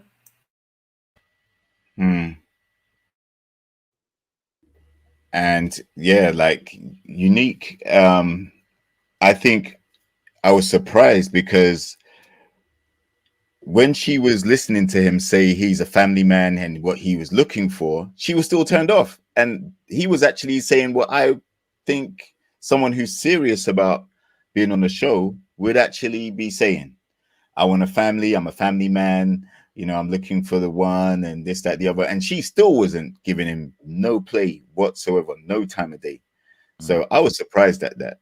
So yeah, it'd be interesting to see this collaboration or how the dates go with Unique and Marvin, because she's into she's a TV and film director. He makes BDSM situations happen. Maybe they collaborate and do something. Right. Maybe that's what I'm thinking. They're gonna be making films in the dungeon. 50 Shades of Black, exactly. Oh man. Do you think that she may know who he's, not like necessarily who, but that he's been throttling it around the town? That's why she made that statement. So less about it being a thought job, but kind of indirectly, passively, aggressively went around it by saying thought job instead of just saying, listen, I know about your ass. You've been in the streets. Exactly. Yep. Could be, but does she know him that well to hide it? Like, if she's that vocal, I think she would have said it. I know you've been hoeing around. I heard your name. I heard your reputation. But don't talk to me. Like, she could have said that. And, she would have been within her rights to say it to a degree because she's just meeting the guy. And if he's presenting himself a certain way and she knows different, then I think she would have said it. But I think it was just, she's not attracted to him. The visuals aren't working for her. So anything that comes out his mouth, like, she's turned off. It doesn't matter what he said. I'm a family man. I'm looking for a wife. No, next. But I think Marvin has the visuals that she likes. So it doesn't matter what Marvin says he does, because she's feeling that visual and she's already thinking about potentially what the dates might be like. And we've had the conversation many times about the attraction thing, but in this instance, I think Marvin's physical gives him a lot of grace, evidently, because let's be real, if the careers were reversed and Red was the erotic author doing BDSM, he would have been sent home. He would have been in the bottom, like, no doubt about it. But someone who leads with that sexual occupation runs the risk of turning a lot of people off, and he hasn't done that yet, to my surprise. Yeah, you know what, JR, that's the good point that you made, because I was thinking probably Marvin activated a sexual shadow side within Unique that probably a lot of people may have missed, because it may be those type of things that she's really into, but she's just not as public about it. So she may say that she's thrown off, but she actually is intrigued because that's probably what she's really into. And with Red, I mean, besides because she's in that space, so she meets those kind of people. I would say it probably wouldn't. She probably didn't see it working out either because she's looking at her image as well. Like she's in TV and film. So how would that look with me being with a DJ? On paper, probably not so much. But with Marvin, he's more so in a secluded position. He works by himself. He probably doesn't go out willy-nilly or so maybe together we could work out in a way, or it might not just be a official thing. It might be a flinger, so I don't know, but definitely Marvin activated something within Unique for sure.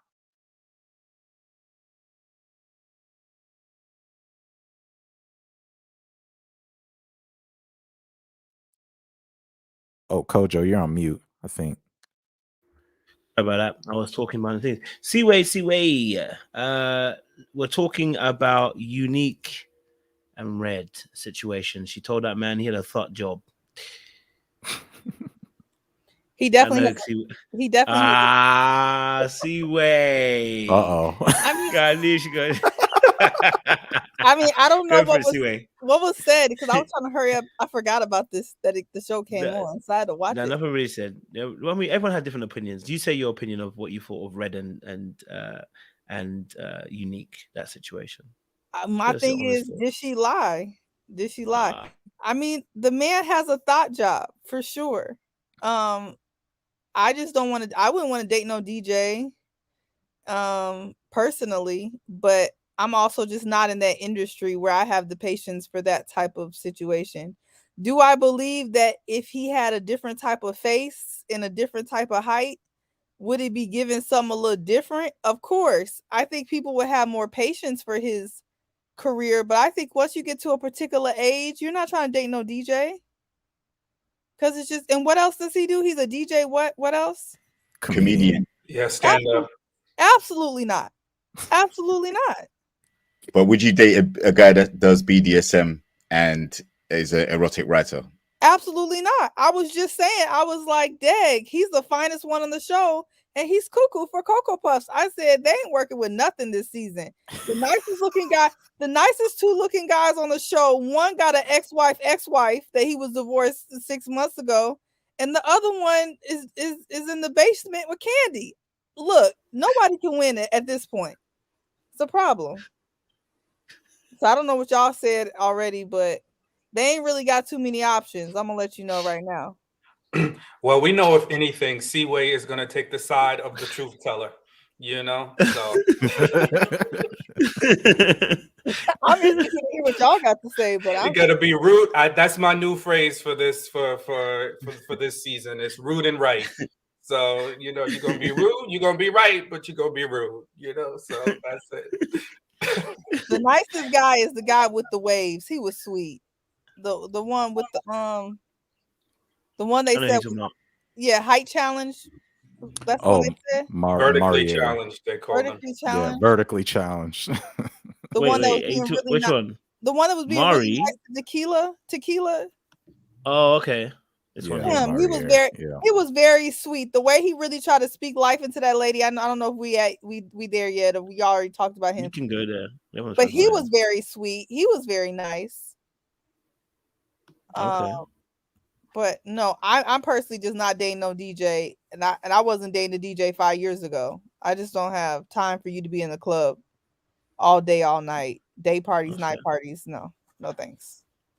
That's fair. I thought you were going to talk about this gentleman here. You don't think he's nice? You look Ghanaian. I don't trust Nigerian men, so I'm sorry. Whoa.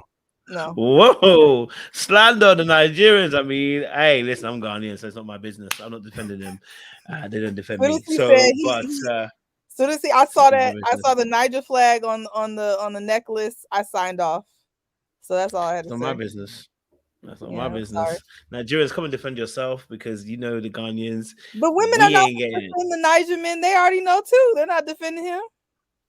Hey, listen, that's not my business. I'm gonna leave. That's not going to do. Seaway, I think you need to do some kind of clean that up a little bit. Say in your, you know how to clear it up, because they're gonna be they're gonna be tussling with you in them after comments. So just clean it up. There's a better way to say it. There's no better way. I said I wouldn't date Nigerian men. I'm not dating no Nigerian men. That's why I said they want to, they can.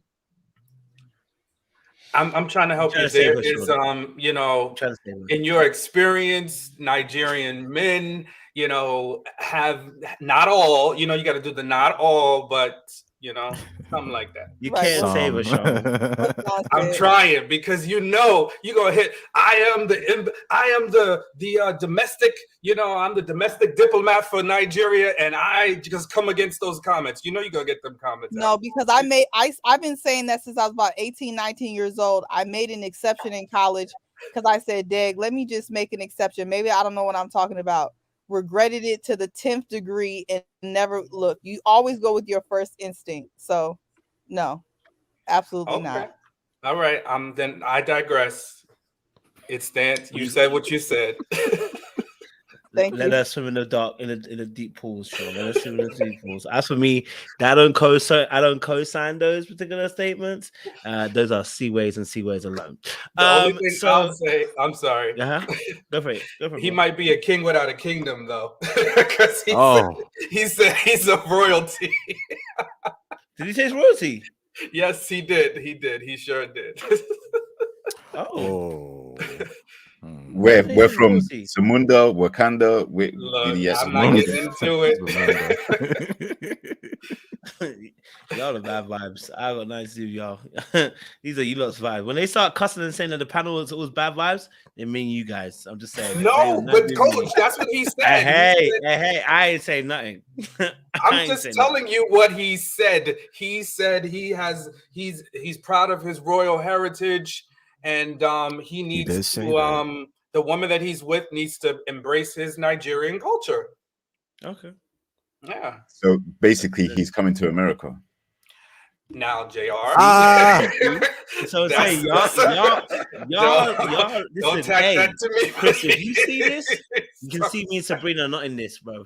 Me and Sabrina don't not tack in it this. on. Right, Sean, you trying to clean me up. Tyler You and JR 10 times worse than what I said. No, I did not say that. I quoted what the brother said, and I said he might be a king without a kingdom because we need to see more to understand, where this royalty lies. That's all I'm saying. Well, we all live in God's kingdom, right? So that's true. So I'm just trying to make it easier for when Chris sees this later on. He sees his piece. Is y'all three, okay? Just when he sees that, it's y'all three and you three only. Because I ain't said another word. What is your deal? I didn't say anything that was not. I didn't say anything that was not part of what this guy said. Be a king without him. What? I don't know how you got there, but you got there. So I'm just saying, if Chris sees this, I just don't want none of that smoke. Okay, let me at least get some he was well educated. He came off well educated. He looked like he got a good job. I can't speak to his kingdom or lack thereof, but he did seem like a nice, well educated young man. He was one of the better ones for sure that I saw on the show. So I'll give him that. My overall opinion still stands, but he seems right. And his occupation as a construction developer and investor is, much better than. Good job. Yeah, exactly. It's much better than what we've just been speaking about. So he came across well. Didn't put his foot in his mouth or get any heat, and first impression, it went well for him. I don't think he was even mentioned, and he didn't get that much camera time aside from the fact that he arrived first. So, it's all good for our boy Chris at the moment. Well, listen, I'm more than willing to apologize. So if I've offended anyone, if I've offended Chris, it's not my intention, and I apologize. You disrespected the royal heritage. That's it. Listen, I'm learning. Seaway told me I don't know how to apologize, so I'm practicing. So I apologize. If the brother has a full-blown kingdom and he's doing big things, hey, far be it from me to not count. You were always apologizing facetiously. This is not a real apology. See, wait, you don't get to police my apology, right? We don't get to police Keke Palmer's dress and attire and her engagement with Usher. You don't get to police a black man's apology. I am apologizing, okay? I am contrite. Not the okay. Sorry. Okay? I don't want the smoke. I'm in a place in my life that I want peace. So if I said something out of turn, I'm sorry. That's it. Carnage is what we like. I'm in All a right, season. cool. Oh, gracious kings. Love it. Okay, cool. So that situation happened. We've actually pretty much extended most of it. You guys came a bit late, so you guys missed most of the conversation. I can't lie to you. Brandon and Lee.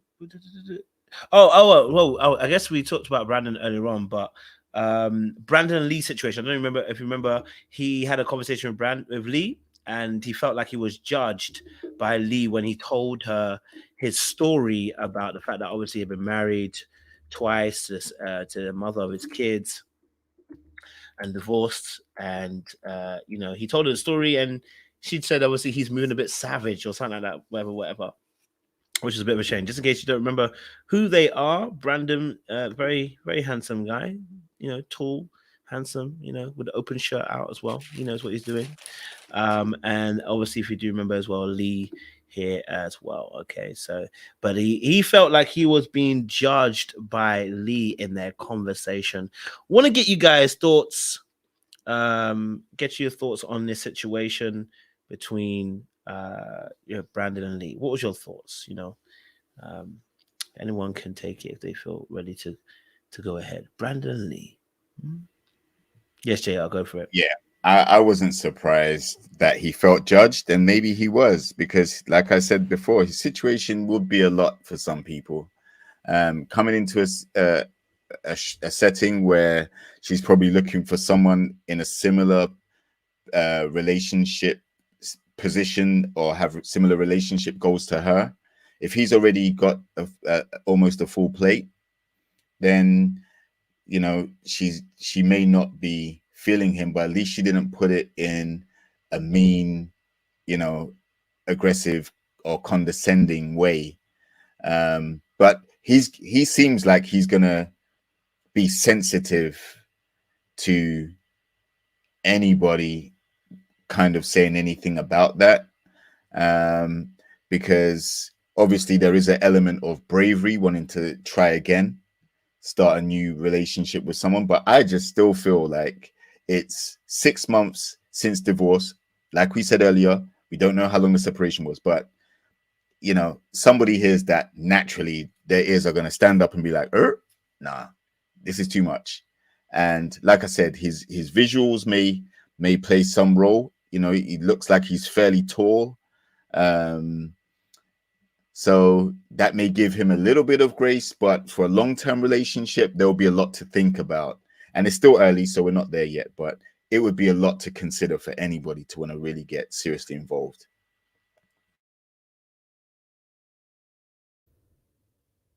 Let's take the mantle next.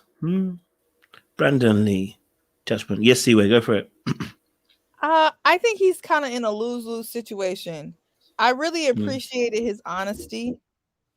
I think he was very forthcoming with his situation, which I think is a good sign of his character.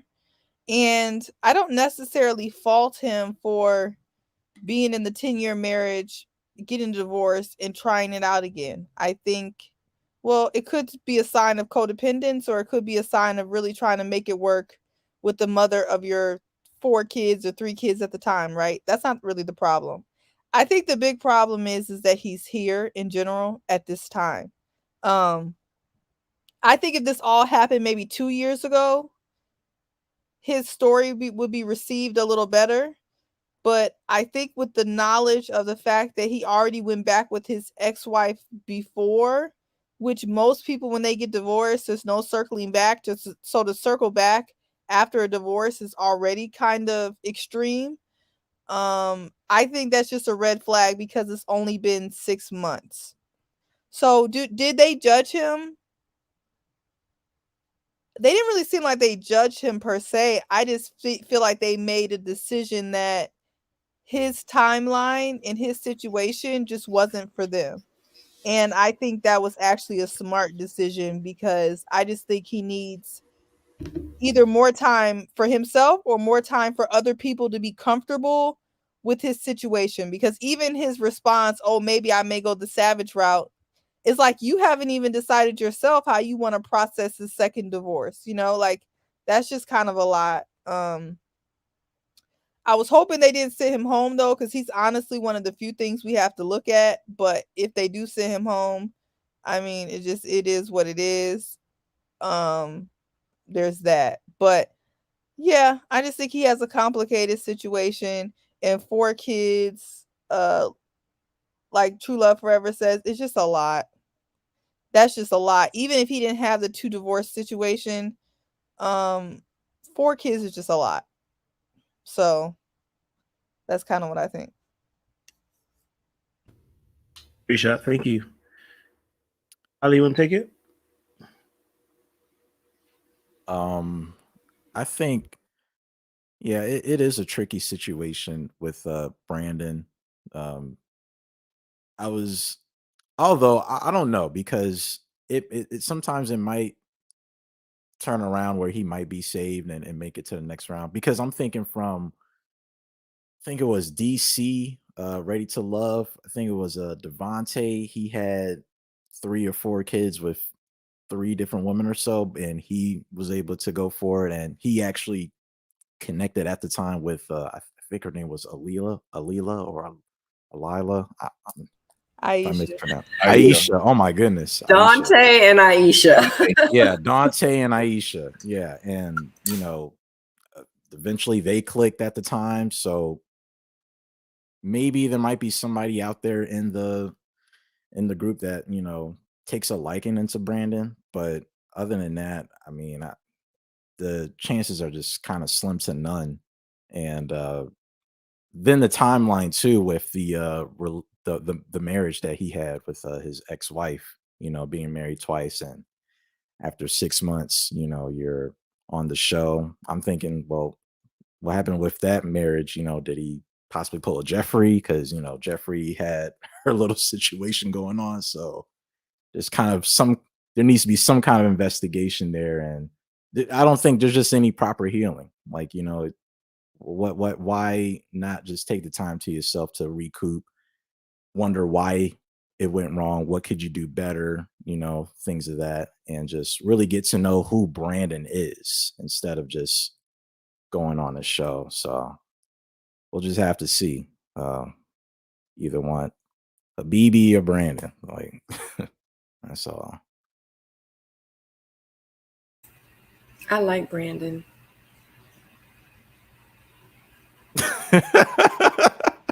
I'm not saying I want to be with him, but I mean, y'all didn't really hear what I had to say about him earlier. But I mean, yeah, but for the show, he absolutely is a walking red flag to all the women. But I think the thing is I don't know. I feel like, and I know a lot of women aren't really even trying to date a man with that many kids, but it's kind of like, I don't know. It's kind of like, well, what if the woman had 4 kids? So it's kind of like, I wouldn't date her.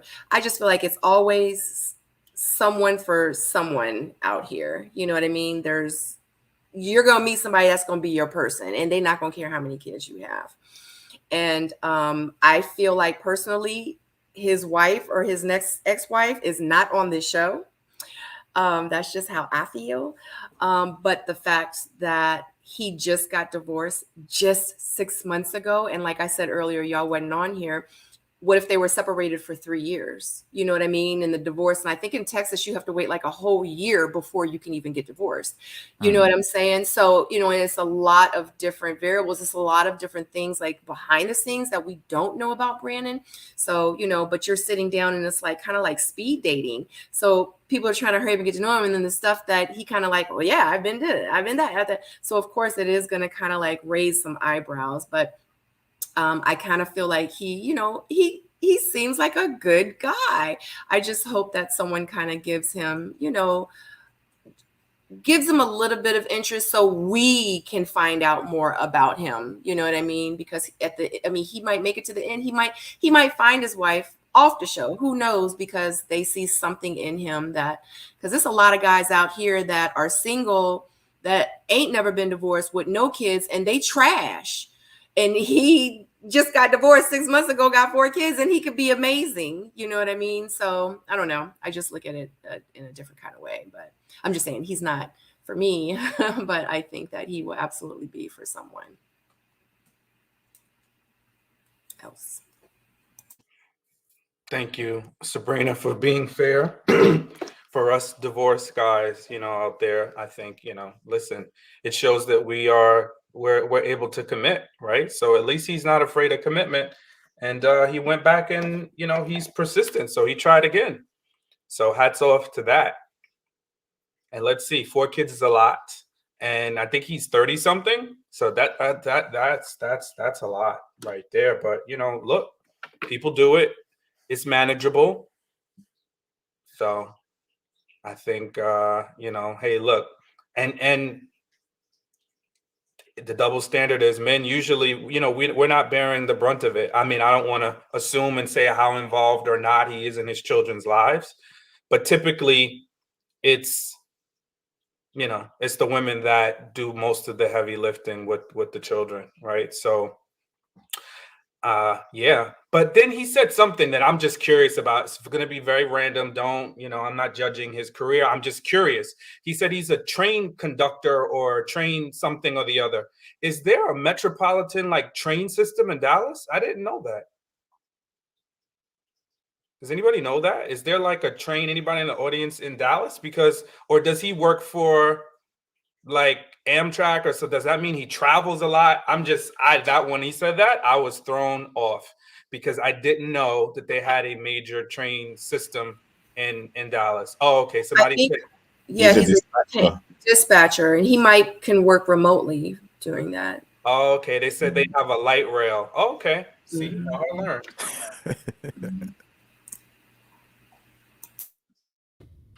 Okay. I appreciate it, Sean. Thank you for that contribution. I think that's all the scenarios that have happened this episode. So, if I can remember correctly, I think that's all the scenarios that we've gone through. We've talked about every single one of them. So yeah, I think we've gone through pretty much every single one of them. Tequila.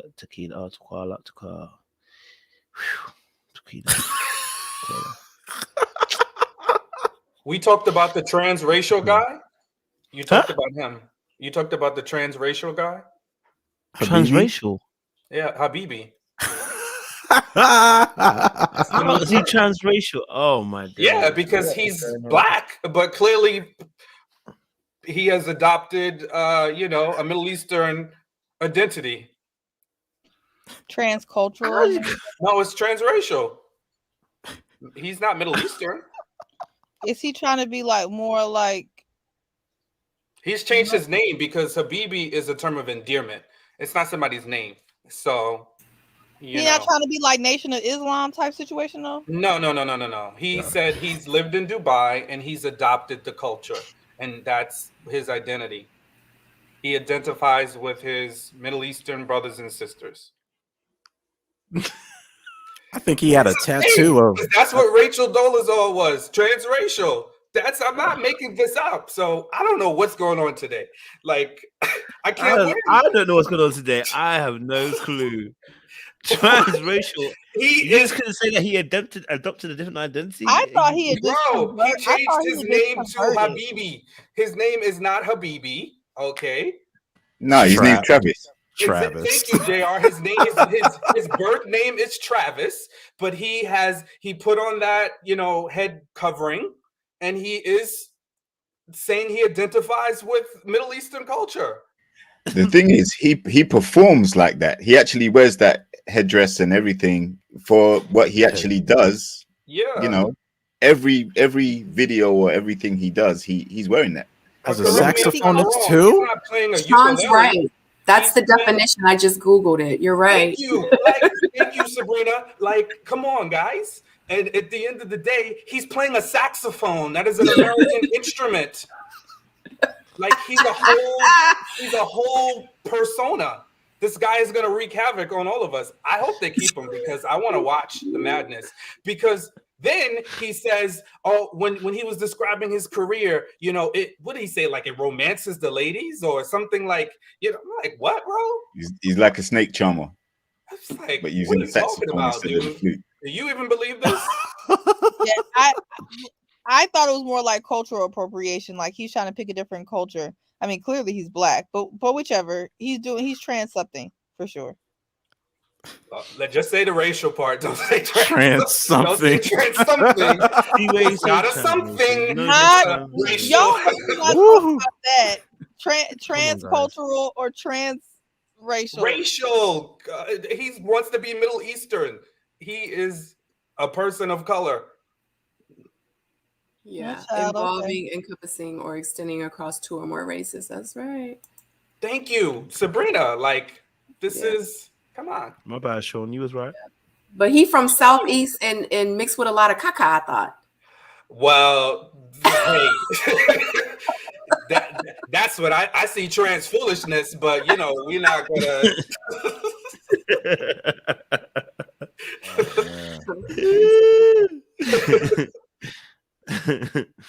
Oh my God. Well, if y'all get in the comments, direct that at Sean, because I'm saying that they could be some Middle Eastern people over in the Middle East that are black. But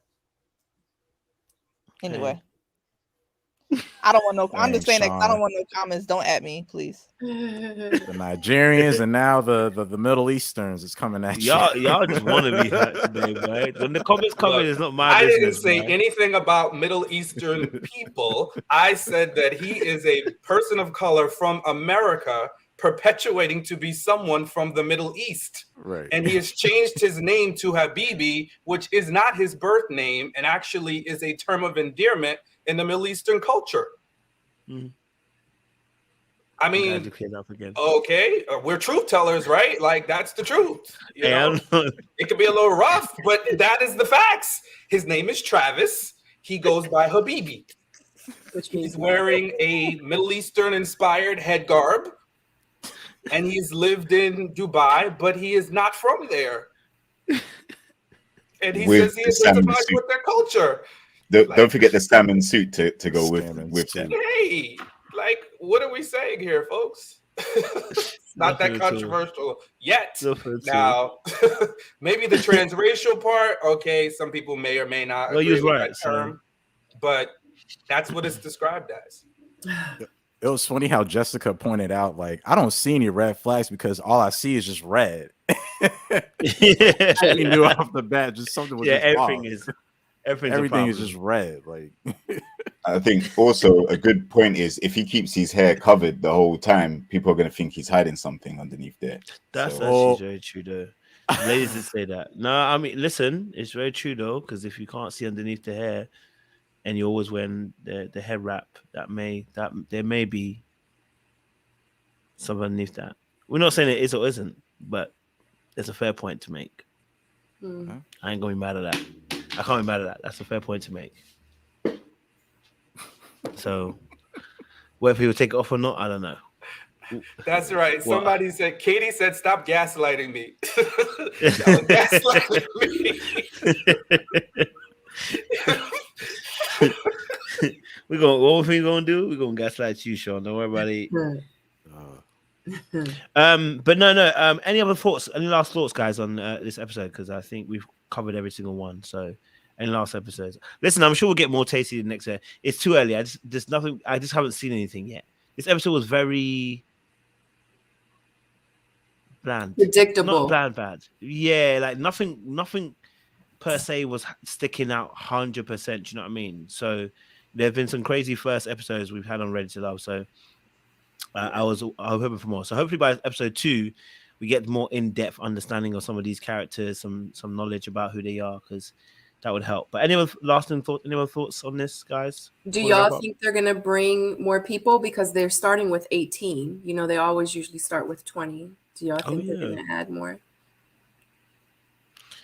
I'm assuming they're gonna bring some little curveballs. I think so. I mean, that's I usually hope so. what Tommy does. He brings curveballs, so probably bring 2 more people. Yeah. It would Yeah, it'd be hopefully the nice to curveball's get 2 good. more people. Yeah. Everyone I seems think very when- normal. Like no one seems like characters. Everyone seems pretty normal. So I mean, minus Habibi. Habibi's getting the shots fired at him all day, boy. I ain't mad at it. Are they gonna add more people to the cast? You know how they like throw in some, ringers somewhere in there? Sean, were you just muted? Did Sabrina just asked that? Oh, I didn't hear. I mean, you don't have to just destroy my whole life. I obviously didn't hear. No, but it was actually too funny because Maybe they didn't hear me. asked that before you said it. I was like, wait, is this deja vu? What's happening? She just I didn't hear. I was otherwise disengaged. Forgive me. I apologize. Yeah, because they started off with 18 people. You know, they usually start off with 20. So we'll see. I'm also curious. Sean got the sound off. I literally did. And I was like in the comments and I clicked something. So I did not hear it. So my apologies, Sabrina. No, it's okay. What were you about to say, Tyler? No, I was going to say, I'm really curious of how they'll have certain, I guess, tasks along the way, because like from, let's say, seasons 1 and 2 in Miami, the first one, I think it was the guys, they had to introduce the ladies to their exes. And then the second part of Miami, it was switched around. So hopefully they do it, at the same time, or, both in this season. I think another thing I'm also curious about is, Tommy had what was it, the hotline from last season. I wonder if that's going to be used as well in this one too, where they'll have the chance to either keep everybody safe or they're going to take away That the was hotline. dumb. I hope they don't do that because that was very dumb. They didn't even use I it agree. last Yeah, season. the guys didn't use that last season, right? It was the guys only. Yeah, they let Jonique go when they could have saved her. Yeah. Yeah. So hopefully they don't bring that back. That was kind of silly. Yeah. Only thing they need to bring back is what they haven't done. They need to take us back to the resort. That was literally it hasn't been epic since the resort. Yep. My favorite scene down the hallway. That's is when Simone was calling out Winter about Jay. She said somebody was in the corridor. It's crazy. That's it. That's what we need back. Take us back to the resort. Yeah, that was a good one when they're all in one space and everybody gets equally held accountable. So I like that. I'm with you. All right, cool. Listen, we're gonna wrap it up because I'm knackered now, so my energy's waning, and I'll be back next week probably with better energy. Sean, give us the benediction, please. We're gonna get on our way. Okay. Well, I think we're off to a good start with another season of Dallas. I think we've learned some lessons along the way. Be honest, be truthful, but listen, if you got to cry that early on in the process, maybe you need to cry in the closet. It's okay. We don't need you to suppress your tears, but you don't need to express your tears to everybody. Sometimes you got to cry in the closet, and that's okay, because it's not always safe. Because as Kojo mentioned, the wolves sometimes will prey on what they perceive to be the weak, right? So just be careful with who you share your emotions with, when you share your emotions with those individuals, and if they're the right person to share your emotions with. We'll also say, be you, be who you are, whomever that may be, wherever you may be, but be who you are, be honest, be truthful, don't be somebody other, don't pretend. Nobody likes a pretender, right? And then lastly, before you enter into relationships, make sure you're ready, right? If you spun the block a few times, sometimes after you spin a block, that exerts a lot of energy. You need to rest. Sometimes you just need to rest before you get back out there and run the race again. But when you are ready to run your race for love, make sure you're ready for love. Back to you, Coach. Appreciate it, Sean. Thank you so much. Listen, audience it's been amazing. It's been fun. It's been a great night. We've been on here for almost in total. We've been on here for the last 6 hours. So I think my body's told me to go to bed. But it's been good. It's been fun. We talked about Ready to Love. We'll be back again next week. I do believe it'll be a Monday, though, guys, because I think I'm going to be having to do some hosting on Saturday night. So I won't be on Saturday. It'll be on Monday night for next week, and then back to the usual slot on Saturday as well. So listen, we appreciate my panelists, Sabrina, Tyler. Good to see you. Hopefully we can see you some more, and you come through for some of the other panels as well, bro. Be good to see you. JR, Seaway, Sean, as always, positive, great vibes, and you guys brought some great comments too. You know, Sean even brought transracial to us, so we now know. All right, listen. So, audience, don't do anything you wouldn't do, or that I wouldn't do, okay? And there's not much I wouldn't do. So behave yourselves out there. It's dangerous and it's hot on them streets, okay? All right, but we'll be back next week for another enthralling conversation. We'll be back actually on Monday night to continue the carnage that you guys have been bringing to my streets. The ladies tonight, I don't know what was going on. I don't know if they had run into Thanos. I'm not sure if the ladies ran into Loki. I'm not sure if they ran into Nick Fury, but whatever happened, the timeline got distorted and the ladies went crazy. But you know what? Monday night, we're back again. We're talking about if you're broke, can you talk? Yeah, I know it's crazy. So you know what? I wanted to bring the carnage to my street. So we're going to bring it on Monday night. So if you know you got something to say. Can you talk to who, Kojo? If you broke, can you talk? What you mean? It means in a partner, in your relationship, if you broke, can you talk? Do you have any say? The ladies told us that old boy shouldn't be talking because he's broke. So we want to have a real conversation. If you broke and you don't make no money to the house, can you talk? I think the question needs to be, can you talk or should you talk? I'm gonna leave it as can you talk? I want to incite some violence. Okay. Oh damn.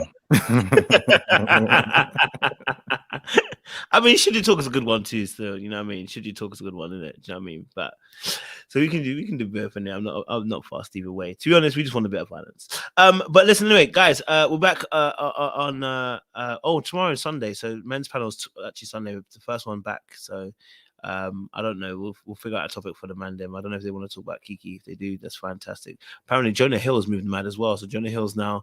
We're really listen. We can't catch a break. The man them. Jonah Hill out here doing the madness as well. So, yeah, we're not beating any allegations at this point.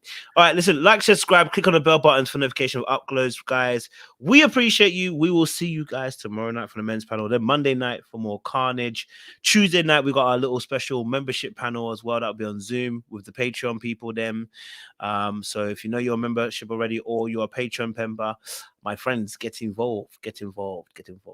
Much love, much appreciation. We'll see you again very, very soon. Ta-da!